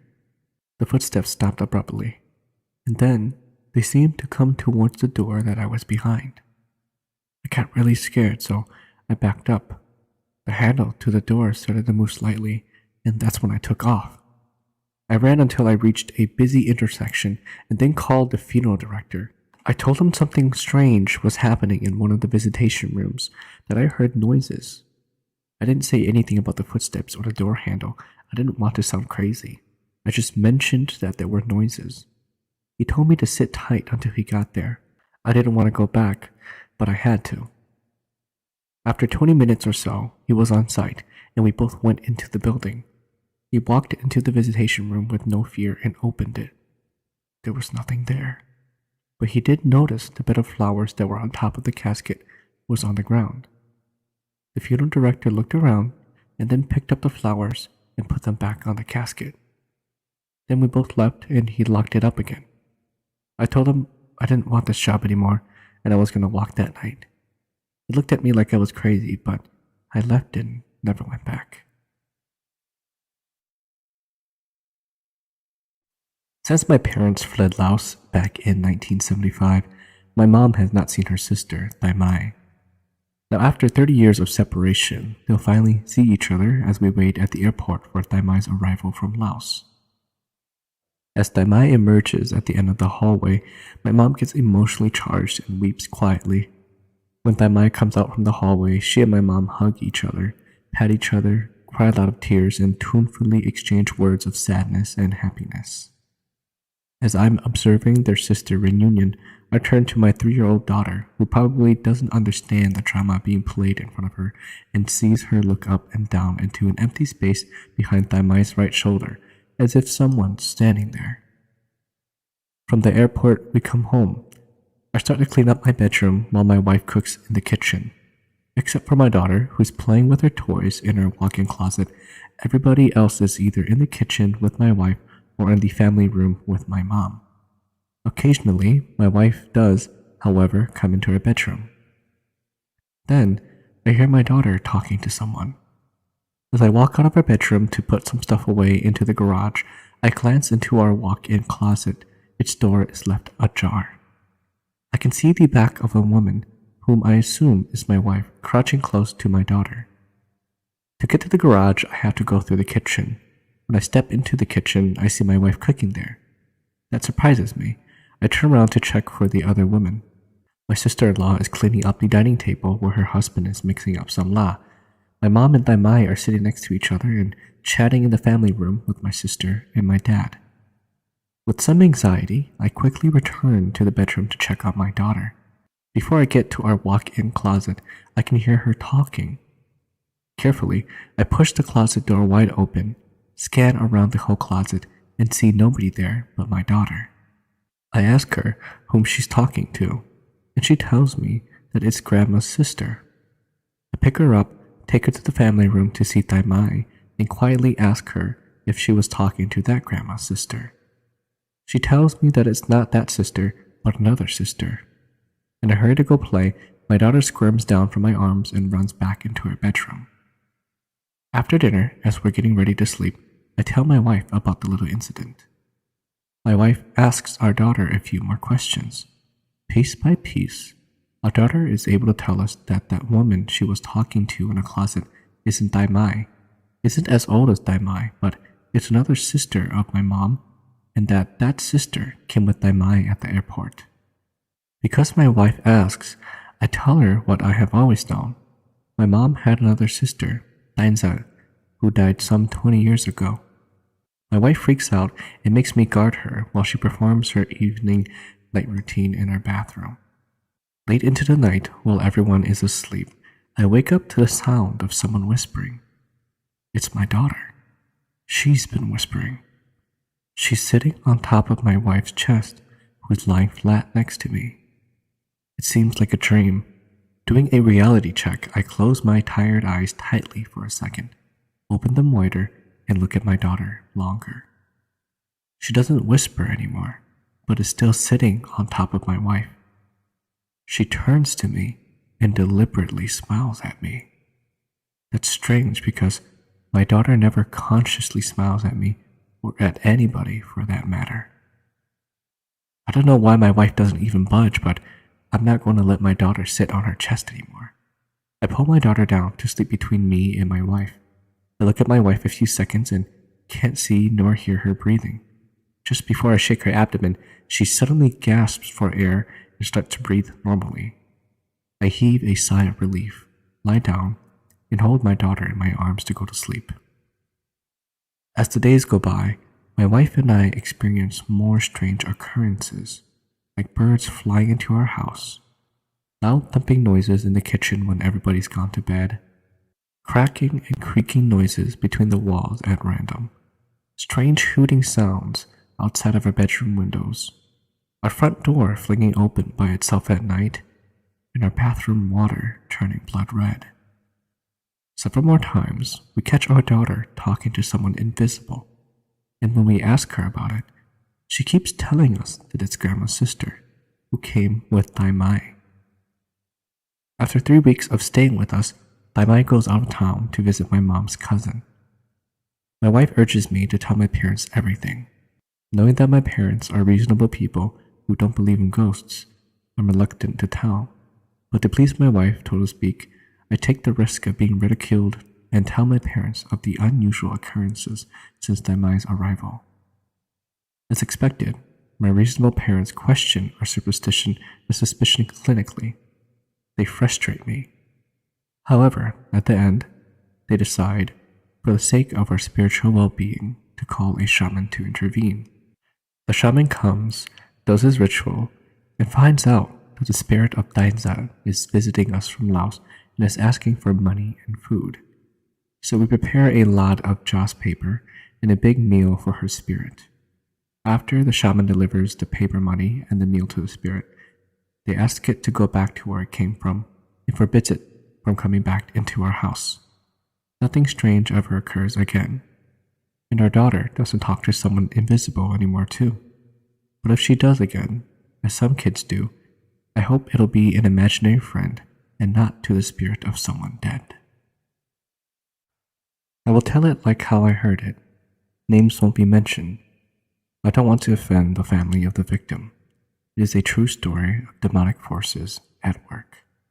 My wife's uncle is the victim of this tragedy that has left all of us sad, angry, confused, and scared all at the same time. He purchased a house for a deal in a decent neighborhood. It was a cozy house that any family would call home. The cemetery behind the house barely bothered him at all. He wasn't the superstitious type anyways. He did have a rodent problem getting into his garbage cans, knocking them over, spilling everything inside out. He was fed up and decided to take action into his own hands. One night, when the garbage cans were full, he knew the rodents would come. He took a position from inside his garage and waited. Armed with a high-powered air rifle, he finally saw what they were. They were none other than raccoons. He took aim and squeezed the trigger. The first shot hit its mark. The raccoon dropped. Some ran away, some were confused. He killed another 2. The rest scattered into the night. Satisfied that his rodent problem was taken care of, he bagged the raccoons into the garbage bags and tossed the still warm bodies to the garbage cans. With a smirk on his face, he walked back into his house. And that's when he heard a irate female voice yelling his name from somewhere behind his backyard. Shining his flashlight into the backyard, he saw an old woman standing inside the cemetery. She scolded at him, yelling that he had offended her by killing her only children because they were hungry. That on this day of the month of the year and this time of the day, she would come for him. Thinking that she was just a drunk homeless person lost in the cemetery, he shrugged off her warning and walked inside of his house. Months went by. One day after work, he came home and routinely undressed to shower. As he stepped into the tub, he blacked out. Paramedics were called and he was taken by ambulance to the ER. All of his vitals were okay. Stumped, the doctors ordered for an MRI. That's when they found it. The doctors told his family somehow all of his organs were pulled down and something had physically pushed everything into the lower cavity of his body. There was absolutely nothing they could do to save him. He will die. Scared and frustrated, When my father-in-law went to visit him on his last few days, he finally told of the event that one night. Unfortunately, it was too late for anyone to do anything for him. A couple days after my father-in-law's visit, he fell into a coma and died. His funeral was held at a funeral home that was not common to Hmong people. That funeral home only had 2 or 3 Hmong customers before. Still, they catered his funeral and his family's needs flawlessly. His funeral went on without a hitch for the first and second night. But then, on the third night, funeral service went into the night hours. 11 p.m., and the last of the few people cleaning and taking equipment home were finishing up. The crowd was thinning by the minute, and finally the last of them left the funeral home. The only person left was the owner. Doing a last sweep of the place, he checked all the doors and windows again. He had a few paperwork inside of his office that could have waited until the next day, but he opted to take care of it before leaving. The hustle and bustle of the funeral home just a few minutes ago was now in eerie silence, except the sound of his ball pen pushing against paper. Then, there was a knock on his office door. The sudden noise hit him like a freight train. His mind raced over being scared, or maybe there was someone still left inside. But he checked and double-checked. There was absolutely no one else inside. He's sure of it. His heart's pounding and his pulse doubled. Goosebumps formed and he swallowed a dry gulp. Knock, knock. There it was again. Now he's sure it wasn't his imagination. There was someone on the other side of that door. He cautiously asked, Who is it? Nothing. He asked again. Did you get left behind? He gathered his courage and walked to the door. Upon opening the door slightly, he saw my wife's dead uncle standing there, holding his coffin in one hand. My wife's uncle spoke and said he was tired and just wanted to go home. The owner shut the door and called 911. The cops arrived and did another sweep. Everything was the way it should be. My wife's uncle was still in his coffin in the display room. All doors were locked. But they did find what looked like a heavy object was dragged on the carpet from his coffin all the way to where the office door was. Ever since that incident, that funeral home will not cater to Hmong funerals anymore. My wife's uncle died an unexpected violent death that had no explanation or answer for foreclosure. Whether it be his ignorance to the supernatural or just bad luck, we will never know. I have a story that happened when I went hunting. My cousin, Ricky, was in the army and he had gotten back from deployment. The first thing he decided to do was go hunting with me. Ricky had never hunted feral hogs before, but this would be my 6th time hunting feral hogs. Now, we live in Arkansas, so it was legal for us to go hunting feral hogs with AR-15s. Ricky and I drove out to our hunting spot and got into separate tree stands. We each carried our own rifles with several 30-round magazines.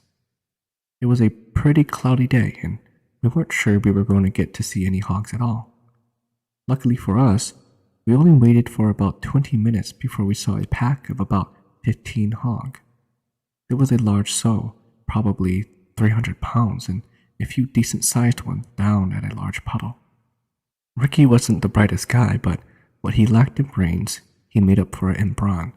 So Ricky, being Ricky, started shooting rapidly at the big one and the few ones around her. I shot at the ones running off as we both got down to chase the ones that got away. Ricky started yelling and hollering because he had managed to down the mama in one shot behind the ear.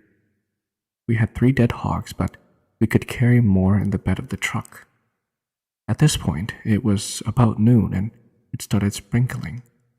I followed the trail for a couple of 100 yards while Ricky decided to chase down the ones he had heard squealing, hollering, and shooting at them while on the move. I kept following the trail until it stopped at a stream. Now, this is where it gets interesting. As I stepped onto a strip of sand, the rain started pouring. The wind picked up and I couldn't hear Ricky shooting anymore. I didn't remember there being a tornado warning for our area, but it seemed like one was coming. I was extremely scared because I wasn't too good at navigating and the leaves for the trail were all kicked up. I called Ricky on my phone and he told me that he was heading for the truck so he could get some tarp. I was relieved until I remembered something very important. I carried my phone with me, but Ricky always leaves his phone in the car whenever he goes anywhere, and we only carried one tarp on the trip, which we brought with us. I ran back to the general direction of the tree stands while praying and holding the cross I wear around my neck. As I get closer to the tree stands, I heard rapid-fire shots and yelling. I was terrified because of the stories I heard of Hmong people getting shot at and killed while hunting. I decided to change from my half-full mag to a full one and prepared for the worst. When I finally had the tree stand in sight, I saw Ricky shooting and yelling for me. I didn't know what it was, but something serious must have happened because he usually doesn't scare that easily. I yelled out to Ricky that I was coming. He finally stopped and came out of his tree stand shaking and cradling a smoking gun in his arms. His face was pale and his head was steaming in the cold air. He said, Let's go home, dude. Go home? Ricky, we downed like 10 hongs and you want to go home? I'm still chasing a big one out there. Forget it. Let's just get back to the truck with the 3 we got here. Ricky starts gutting the hog he killed and I started on the other ones. I carried the smaller ones and Ricky carried the big mama all by himself. As we were walking back, Ricky kept turning back to see if we were being followed. I tried to ask him what happened, but he just kept going forward and looking back every once in a while. We got into the truck and he still looked out to where we were hunting and stared intently at it. I'm never hunting here again. Ever. A few days go by and Ricky starts having dreams of the hunting spot. He dreamt that he was there with me, but he didn't see me. He knew I was there, but couldn't see me. He just heard the faint sound of my voice and shooting, yet he could hear everything else around him. He saw my tree stand with something in that tree. Something that he says looks human, except that its eyes were cat-like and had a pale film over them. It just sat there, sniffing, listening, and running after him after we shot the hogs. All he could do was shoot and curse at it while it goes from tree to tree. They got a shaman to find out what was happening. The shaman said that whatever that thing was, the tree I sat in was its home, and I had offended it and defiled its home. It could sense us both, but it only saw Ricky when we split up. It wanted to take Ricky, so it made me be able to call Ricky's phone and made me believe I was talking to him. The shaman says that the silver cross I had on me shielded us both from it, and that's why it stopped attacking Ricky when I came back. It could faintly hear us when we left and would keep following us. It eventually found Ricky and haunted him in his dreams, wanting to take him with it. Ricky eventually got his name changed and has been okay since. Since that incident, Ricky always carries his phone and never goes alone anywhere. Back in Laos, when my aunt was just a little girl, maybe 6 or 7 years old, she and some kids liked to go play in the woods. Once, they found a toad under a dead log. They prodded it lightly with sticks to make it hop. It did hop every time they prodded. Then, a little girl my aunt's age started hitting it a few times with a stick. It got hurt and couldn't hop anymore. She didn't kill it after that, but just tortured it by poking holes in it with the stick. The toad was crying and bleeding. When the little girl swept it with her stick, it rolled a few times on the ground, got up on its 4 legs, and flew away. The kids couldn't believe what they saw and got scared. They ran out of the woods and returned home. That night, when the little girl who tortured the toad went to bed, she began to get sick and started moaning and groaning. After that, she got sicker and paler by the day. She didn't go outside anymore and would just stay home with her grandma and talk to herself in a low, manly voice. Occasionally, when Grandma interrupted her by telling her to stop because it's embarrassing to talk like that, she would stop for a moment. Something was obviously wrong with her. One day, her father quietly went to call a shaman to perform rituals for her. Although nobody told her about the shaman coming, she somehow knew before the shaman's arrival and began to curse out in a manly voice to the people watching her at home. She was told she was upset that they called the shaman to come disturb her. That first shaman did his rituals, but it didn't help. As the little girl got sicker and crazier, she began to transform. Her skin from head to toe got uglier looking, more like that of a toad.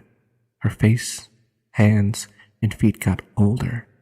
Her fingernails got thicker, longer, and darker. In the middle of the night, when her family fell asleep, she'd like to sit up on her bed like how a toad would sit up, talk to herself, and growled in a deep, manly voice.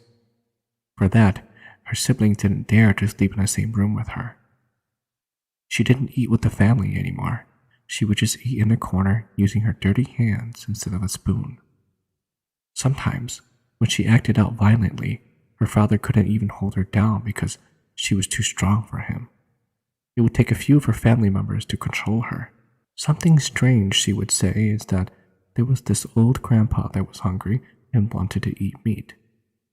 Whenever she said this, the villagers would find one of their cows killed by a tiger in the morning of the next day. All of her family members and their neighbors got really scared of her. Some neighbors even planned to move away. More shamans were called to perform more rituals for her, but none of them could help her. They said that she got possessed by a wild, evil spirits of the woods because a little animal that she had wronged pleaded for help from the wild, evil spirit. She kept getting sicker and crazier for 3 or 4 more months until she died. I just wanted to share this story because it's weird and creepy. Over the summer, my family was planning to buy a new house because my brother got married. The place was getting crowded, so we wanted to move out of our duplex. My mom found a house online in Carlton, Minnesota, close to Hillside Cemetery. Since my parents don't work, they found a time to meet up with these people to check out the house. My mom and dad said that the outside of the house was kind of rusty and old, but the backyard was super wide. They just didn't like how the trees were everywhere because if there was a storm, the trees could fall onto the house. My mom said that when she got into the house, it was very cold. My mom thought it was strange because it's summer and outside is extremely hot. My mom took a look around the kitchen and there was a lot of stains. She looked at the cabinets and said that there was a lot of old rusty jars and roaches. Basically, my mom hates pests and because of that, she didn't even like the house anymore. What my dad told us was that the guy, a house tour person, and my dad went to look at the upstairs. My dad said that the stairs were really steep and short, so it kept feeling like you would fall from the steps. My dad looked at the rooms. The bedrooms were really small. Otherwise, my dad really didn't care. My dad said that there wasn't a toilet in the bathroom, only a huge tub. My mom was alone because the tour guide was with my dad. And so, she saw this door in the kitchen and it led to some stairs going to the basement. As soon as my mom got downstairs, she saw all of these witchcraft stuff, and she couldn't really describe it, but she knew that the house wasn't good. One thing my mom told me was that there was a lot of big chains. My mom didn't go all the way down to the basement. She stood at the middle of the stairs staring down. My mom went to my dad and said that they should leave. It was getting late. When they were leaving, the tour guide asked my parents if they were interested. My mom straight out said no. He said it's alright. Not a lot of people are ever interested. As they were leaving, the tour guide told my parents that there was once a suicide downstairs and someone hung in the backyard. My mom was totally ready to leave by now, and when they came home, my mom told my dad, and my dad said that he was getting a sense like they shouldn't be there. I heard this story about a year ago from my cousin. So as you know, most funerals last about 3 to 4 days. This guy, let's call him Moa, Mo was recording the whole funeral with his camera.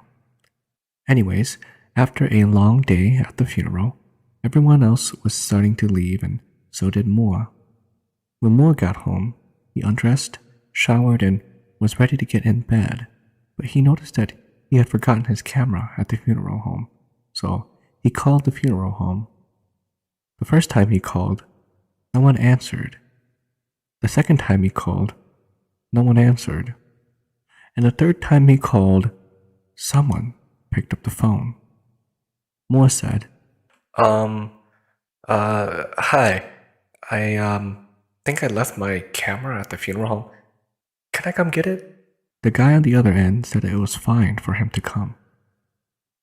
When he got to the funeral home, Moore found his camera still on his tripod, which was in the room where the body is at. But when he found his camera, he noticed that it was still recording. When he got home, he was rewinding it. Then, he noticed something weird. He stopped at the part where the phone was ringing.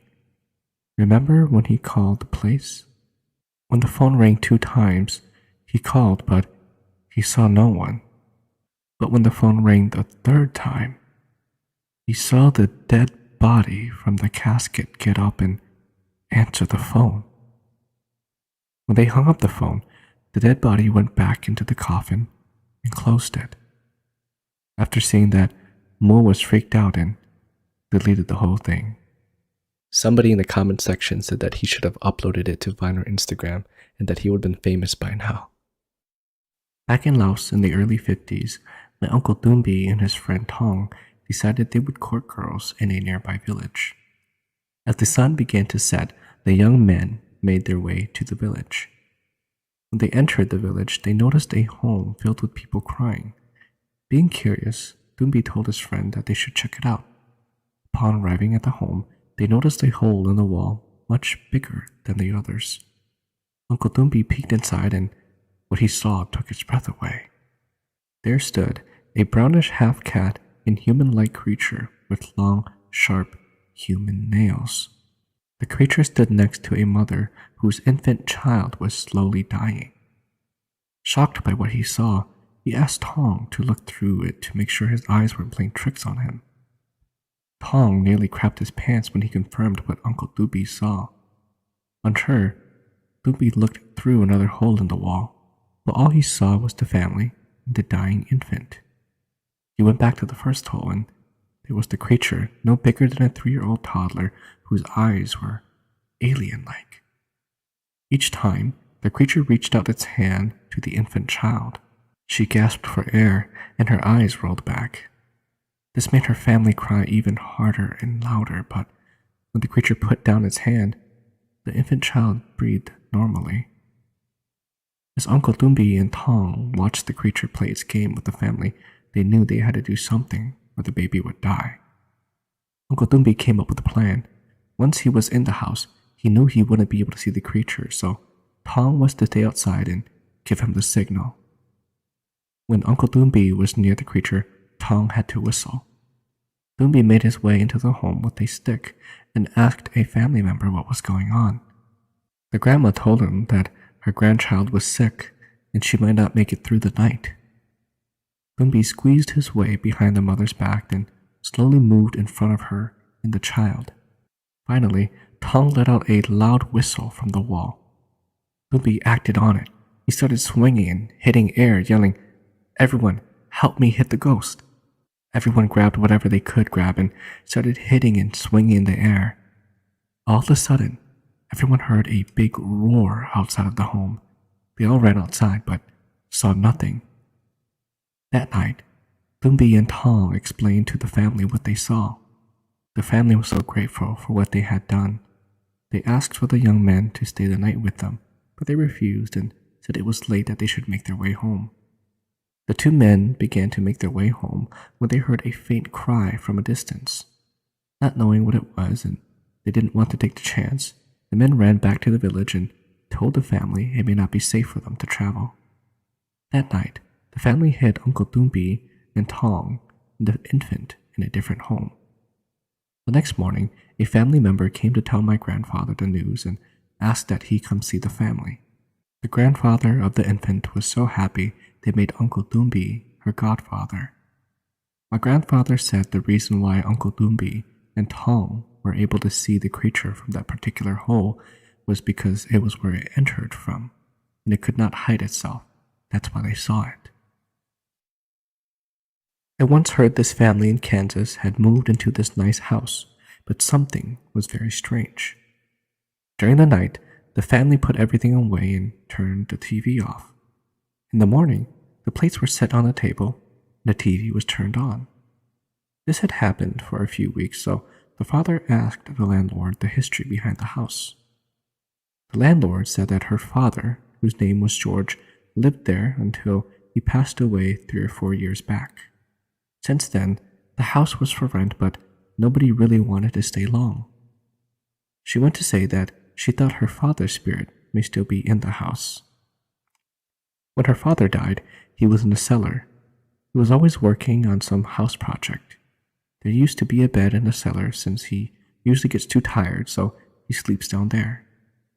Well, one day he fell asleep down in the cellar and never woke up again. The daughter came to check on him, but he didn't come to the door. Since she had a spare key, she went in to check on her dad and found him dead on his bed in the cellar. They removed the body and the bed and cleaned out all of his tools and workshop in the cellar. She put the house for sale, but no one wanted to buy it. Then they decided to rent it out, but all the tenants left as quickly as they came. Knowing the history, the Hmong family bought a bed and placed it down in the cellar. They even left an open seat at the table for the spirit, which they call George. During the night, they would just shout out to George to remember to put the dishes away and turn off the TV before he went to sleep. George was a good spirit and never did anything to frighten visitors or family. When it's time to eat, the Hmong family would call out to George to come and eat. When there are visitors, the family would tell the visitors to not sit in George's seat. The best part about George was that, for some reason, the house never had any problems. No leaky faucets or pipes, no squeaky stairs, no loose doors, and no lawn never needed to be mowed. I think the family lived there for 10 years. Then George's daughter sold the house to the Hmong family. I work as a CNA in a nursing home. Now, this particular nursing home used to be a boarding school for students of all ages. Sadly, the school burned down, and I'm not too sure of how many died in there, but what I do know is that our residents still talk about a little boy and a little girl. One night, I worked from 11 p.m. to 7:30 a.m. I did my first rounds and went to change this resident. She was mumbling to herself, so I asked her what was wrong, and she told me that this little girl keeps crawling around in her room. I told her no, there's no little girl crawling around in your room, and it's okay to go to sleep and get some rest. Then I left. It was about 1:30 a.m., and my coworkers and I were in the break room chit-chatting when all of a sudden we heard a scream come from the same room that the resident was telling me about the little girl. I ran in there to see what was going on, and her blankets and pillows were all over the floor and messed up. She kept screaming, "Get off me, you little brat." And I was thinking to myself, what the heck? I asked her what was wrong and why were all the blankets on the floor. She said that this little girl wouldn't get off of her. At this point, I was like, screw this. I grabbed all her blankets and pillows and tucked her in and just left. Another time, when I was working the night shift again, one of the residents wanted to use the restroom, so I brought him to the machine.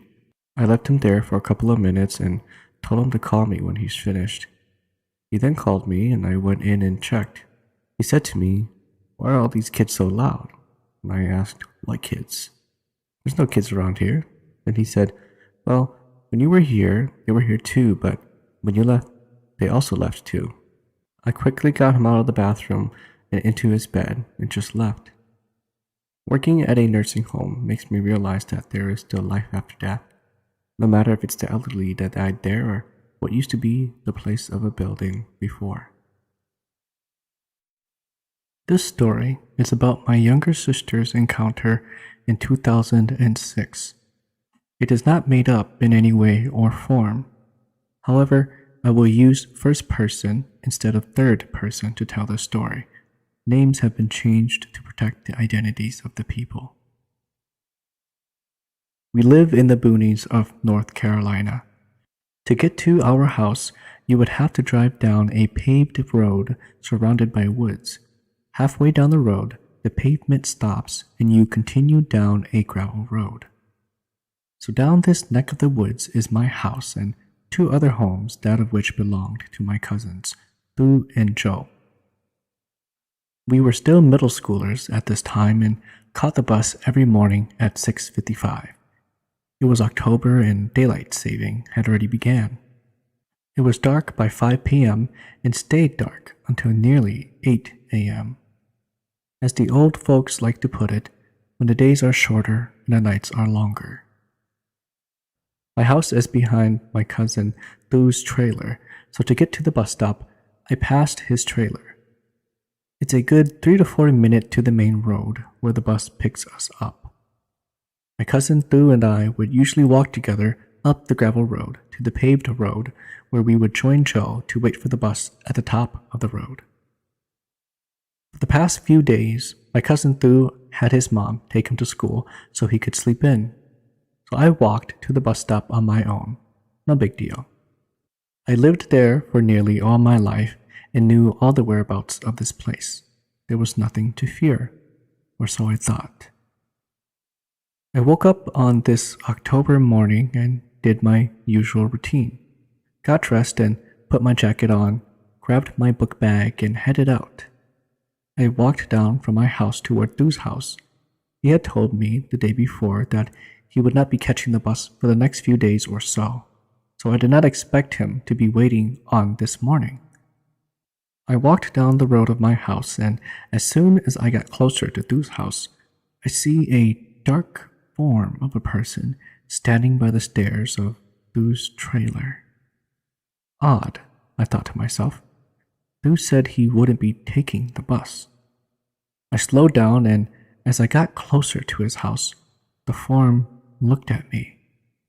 It was too dark to see the face, but I knew its eyes were piercing me, and as I got closer, the form seemed to be that of a woman. I knew then that it wasn't Thu. This woman-like figure did not move. She just stood there and stared at me as I walked by. The hair on my skin stood up, and I thought to myself, forget this, I'm not going to call out to it.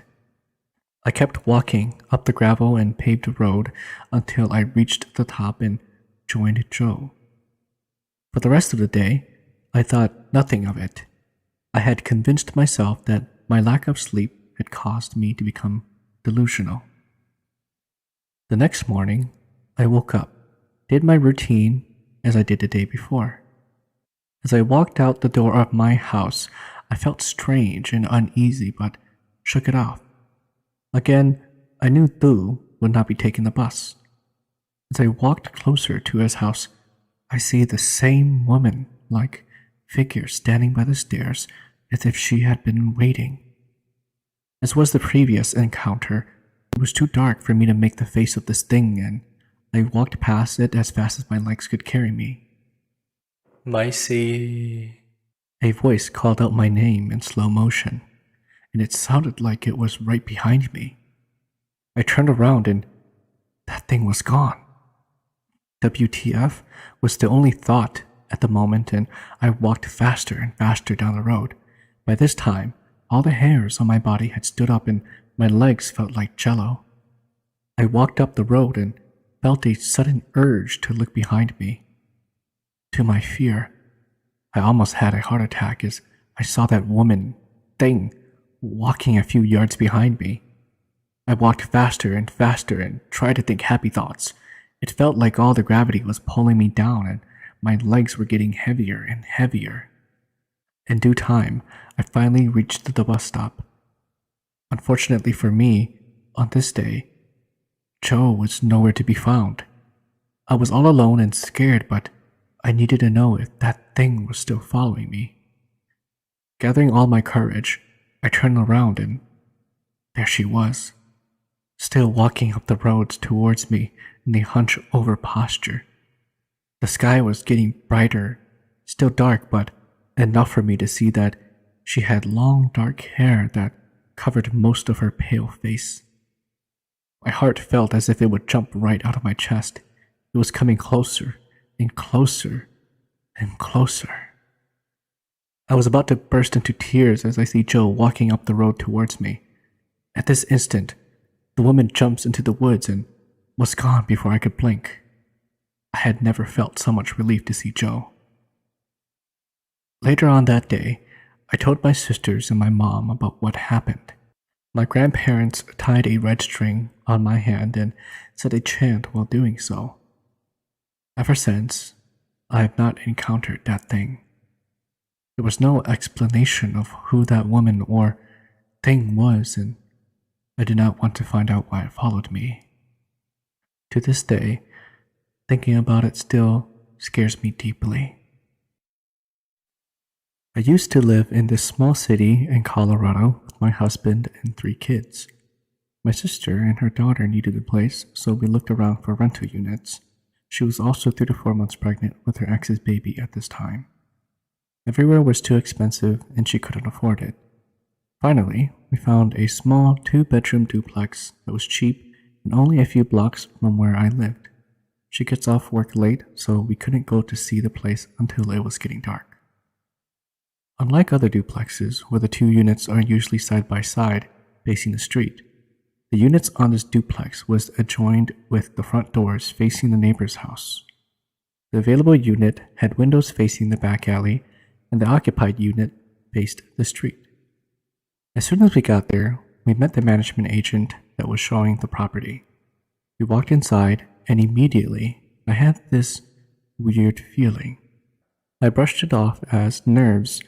The unit was dark, and the management lady mentioned something about the electricity not on, so there was hardly any light. We walked from the door into the living room and to the dining room. As I stood in the dining room, I thought this was an odd and creepy room. I felt cold. I never mentioned anything to my sister. Without having seen much of the place because it was dark, she signed a 1-year lease the next day. She didn't want to miss this opportunity because it was cheap, close to me, and she would finally have her own place. She was only 19. She moved in and lived there without any incidents for a few months. However, she mentioned that she had been having nightmares ever since she moved in. I told her it was probably nothing. I slept over with my kids a few times, and I always had nightmares there as well, but didn't think anything of it. Then, one day, my husband and I had an argument, and I decided I would spend the night at her place to calm down. While I was there, she left with her then ex for the night. I stayed there all by myself, talking on the phone with my husband and trying to make up. I got cold and went to heat my feet on the heater vents in the dining room. As I sat down on the ground, I saw a girl on all fours with really long and messy hair in the corner of the dining room. She looked like she was convulsing and gnawing on something. I was scared but so shocked by this and didn't know whether to scream, cry, or run. Then she disappeared. I thought I must have gone crazy, so I never mentioned this incident to anyone, not even my husband. Then, one night, my husband and I decided to leave our kids with my sister so we could have a night out. On our way back, my sister called me on my phone and told me that my 1.5-year-old daughter, who could only speak a few words, was freaking her out. I asked her why, and she told me, Your daughter was playing, and all of a sudden she started screaming, crying, and saying that she was scared. I asked her if the other kids scared her, but she shook her head no. I questioned all the kids who had just scared her, and they said no one was near her and that no one had scared her. She just kept pointing to the corner of the room, crying and saying, "Scare, scare." She wouldn't go near there and kept crying. At this point, I was also freaked out. Before she could tell me where my daughter was pointing at, I said, Let me guess. It's the corner of the wall with the windows that meet the kitchen, huh? She looked puzzled and asked, How'd you know? I told her I will tell her when I get there, since I didn't want her to be scared. I eventually told her what I experienced at her house. She was so scared she barely went home from then on. Then, while living there, her and her boyfriend kept getting sleep paralysis and sat on. She would have really vivid dreams of a child coming to play with her. She would tell the child that she is tired and does not want to play. The child then tried to get her to get up by poking a long fingernail in her eye. The next day, the eye that this ghost child had been poking was all red and infected. Then, the same thing happened again a week later, and again, her eye became red and infected. This time, the child told her, If you do not play with me, I will wait until your baby comes, and I will play with your baby. Not knowing what to do, we told my mom what had been happening. She got mad and said my sister should have never rented that place. It was positioned weird with the entrance to the basement from the outside, and that was a bad sign. So she went to the place with my sister and said out loud, Whoever you are not welcomed here. You have passed and this is no longer your home. You must move on. This is our home now. The day she did that, I took a nap on my sofa and had a vivid dream that these men, 3 to 4 of them, were looking for me. They were Caucasian and dressed like they were from a different time period. They walked right into my house and told me, as I was still lying on the sofa, that they were not leaving and the home belongs to them. They walked out and left. I told my mom, and my mom advised my sister to move out since the spirits refused to leave and my sister didn't want to do the jingle bell ritual stuff. She did eventually move before her lease ran out. I tried to research the home but found nothing. The only thing I found was that her house was one of the very first built for the miners who used to live there. The miners back in the day would ride the train, which is still in use now next to your house, to get to work. From my dreams and experiences, I do believe that there is more than one spirit there. Perhaps being so close to the train track has made her home a portal and crossroad for these things. The neighbor that lived in the other duplex mentioned unexplainable phenomenons that had been happening to her too. That neighbor then moved out right after my sister moved. My former neighbor's name is Ashley. 2 years ago, on her birthday, she made a wish that she and her boyfriend would be together forever. It was also the day that he proposed to her. So on that special day, he put a ring on her finger and said their vows and did a mini wedding right there in her apartment. I was also there to celebrate her birthday, and they asked me to be their witness. And long story short, I was their witness. Then, out of curiosity, they asked me how Hmong people made lover promises, and I told them about the blood oath. You know, the one where you prick each other's finger and drink each other's blood. Of course, they laughed and I understood why, because first of all, it isn't very hygienic and safe to do. Come on, drinking other people's blood. Most of you wouldn't even share the same soda pop with someone else. But they were open-minded, and they took it very seriously. And long story short, I told them not to do it. Then they got married. But soon, Ashley's boyfriend lost his job and they were going through a hard time. He started to drink and the marriage started to fall apart. Then, one day, Ashley suddenly came over to my place and asked me if the blood oath thing was real. I told her that I didn't know, but according to Hmong people, yes, it is real. And she left Long story short, Ashley and her husband went through some marriage counseling and things were getting better between them. Her husband then found another job and their life returned to the lolly-dolly fairy tale that it used to be. I felt very happy for them. But life isn't fair, because one day, life is great, and the next day, her husband died of a sudden heart attack. A month after the death of her husband, Ashley came back to my apartment and asked me if the blood oath thing was really true. And again, I told her the same thing. But this time I wondered if they did it. And unfortunately, she said that it was silly, but yes, they drank each other's blood. And just to be nice, I said, Oh, you probably shouldn't have done that. but in my mind, I was really like, Gosh, you're so dumb. apparently, she wanted to do anything she could to save their marriage, and one day they decided to give the Hmong blood oath a try. And surprisingly, it worked in saving their marriage. At least that's what she claimed, because it brought them closer together and reminded them of how much they loved each other. But she said that strange things have been happening ever since the death of her husband. The TV turns on its own, and sometimes plates would be broken. Sometimes she gets home and it looks like someone has been going through her clothes, and the strangest thing is that at night it sounds like someone is walking in her living room. I gotta admit, I got super creeped out when I heard this and said to her, I advise you to sleep at the church for a while. but she said that it wasn't necessary because she's just a bit stressed out.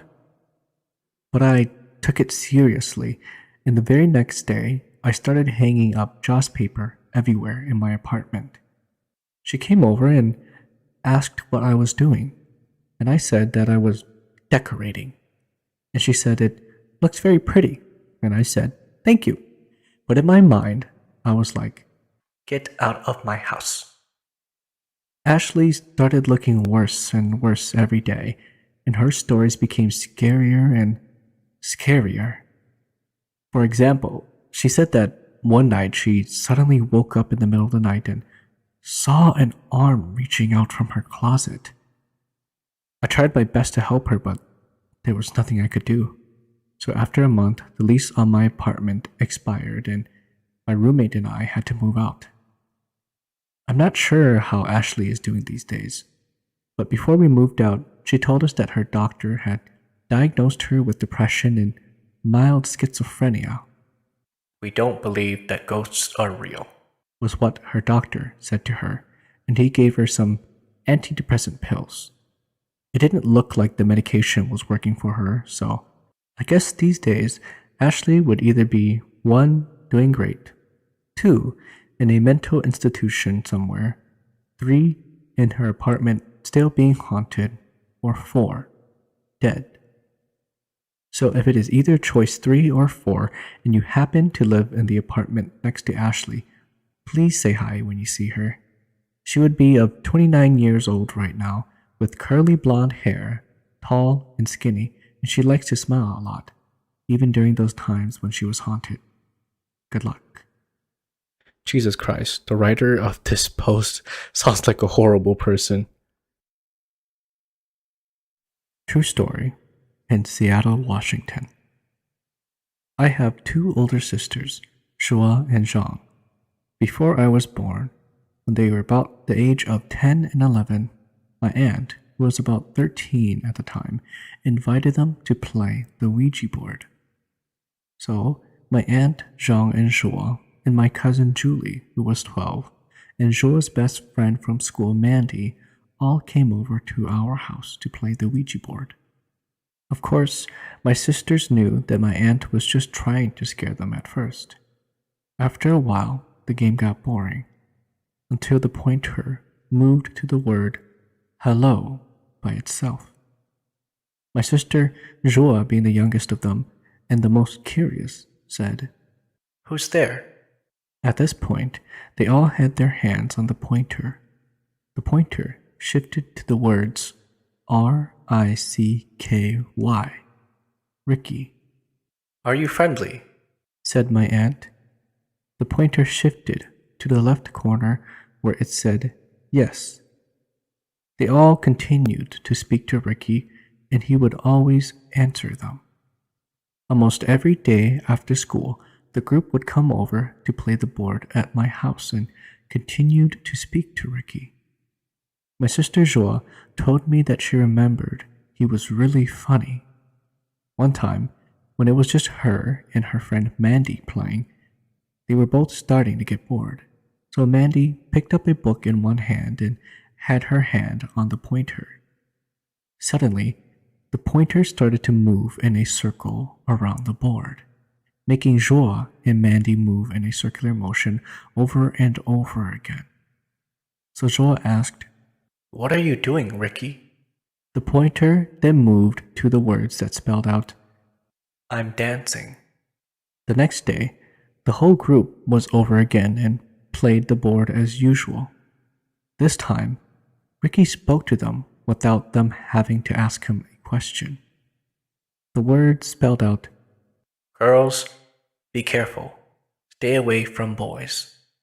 All the girls had no clue what he was trying to say. They tried to continue communicating with him, but he just wouldn't respond. So everyone just went home. 1 week later, my cousin Julie was attacked by her ex-boyfriend and he tried to assault her, but she escaped and called 911. Ever since then, my sister Joa has been trying to contact Ricky, but he has never replied back. And as the girls grew older into their teens, the less the Ouija board would work.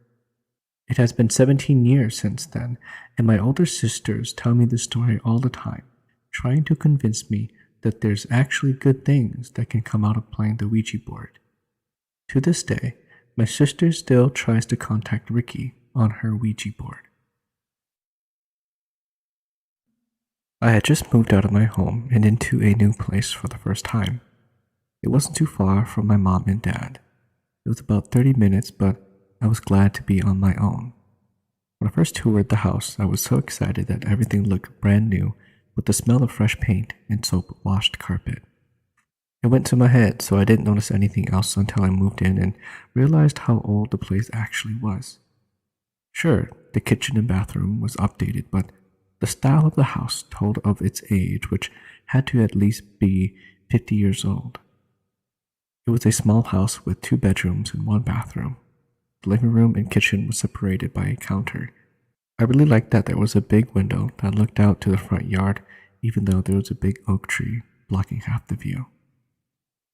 My first night there, I had just fixed a microwave dinner plate and sat down on a beanbag on the living room floor. Suddenly, I heard a knock at the door. Looking at my wristwatch, it wasn't that late, but already dark out. I didn't have a peephole, but a chain guard bolted to the door, so I turned on the porch light and eased the door open about 2 inches to see who it was. It was a new neighborhood, and I didn't know anyone yet. There was no one there at all, nor were there anyone on the street, which was odd since it was barely after dark. You would figure 1 or 2 people would be taking their pets out or something. A cold breeze touched my face and I froze. I thought I heard someone whisper and I shut the door quickly. It was a humid summer night, so that breeze was out of place. I told myself it was nothing and tried to shake it off. I couldn't eat my dinner while I was watching TV, and after an hour or 2, I decided to go take a shower and head to bed. Suddenly, the house seemed so big, almost too big that I felt a shiver of anticipation. I don't know why I'd like to turn the lights off when I watch the television, but I do, and right now the television was muted. I looked around me, left, right, and left again toward the big window. The blinds were drawn up, and I could almost swear I had put them down before turning off the lights to watch television as I was paranoid of peeping toms. I don't know why, but I felt dread in every part of me when I stood up from my beanbag chair. The window was about 12 feet from where I was sitting, and when I walked closer and closer to it, I could see my reflection with the light from the television. I stared at my reflection and was about to reach for the strings that brought down the blinds when something caught my eyes. There was something a few feet behind me in the window reflection. I started shaking when I realized it was a supernatural being. In fear, my body wouldn't move to my command. It was terrifying that I couldn't even remove my stare that its image has engraved itself in my brain. It was a woman. I could tell by her long hair and dark gown. I could only see so much since the only light source was the television. Her hair looked like it was being blown by fierce winds, even though there were none in the house. I stared at her face, which was in the shadows, and saw her start to smile, a menacing open-mouthed grin with sharp teeth. She was covered in blood. I knew it was blood because I could smell it. Someone had cut her face from the edge of her lips to her ears. It looked like her jaw was about to unhinge itself, and all of a sudden, her tongue seemed to roll off her mouth and hung almost to the floor. I heard her rasp through her mouth like she was trying to say something, but the blood gargled her voice. Suddenly, the television shut off and it was completely dark except for the dimness of the streetlights coming through my window. At that moment, I almost peed myself. I couldn't see her anymore, but I heard and smelled her. I was suddenly able to move and started crying out of relief and fear, but could tell she was coming for me, so I ran towards the direction of the door. I encountered the wall and moved along it in search of freedom, sobbing at the unfairness of life. It felt like hours before I found the door and unlocked it. Flinging it wide, I grabbed the side of the frame at the same time. I felt an icy hand grasp my wrist and shoved myself outside. I ran without looking behind me to my neighbor's house and knocked on their door, but no one answered, so I kept going to the next and the next. No one opened their doors. The next thing I knew, someone was waking me up. It was a policeman asking me if I was okay. I jerked awake. With wide eyes, I realized it was daylight and I was outside. Apparently, I had passed out on someone's lawn last night. I started to cry and told my story to the cop, then asking him why no one would help me. He turned pale at my story and told me that I didn't have any neighbors because no one lived on the street and that there hadn't been anyone living here for years after a brutal murder of several young women, each of them slashed in the face. The person who committed these crimes also disappeared too. The officer thought that I might have been the last victim when he saw me during a routine drive. I begged him to escort me to my car and drove away from this place.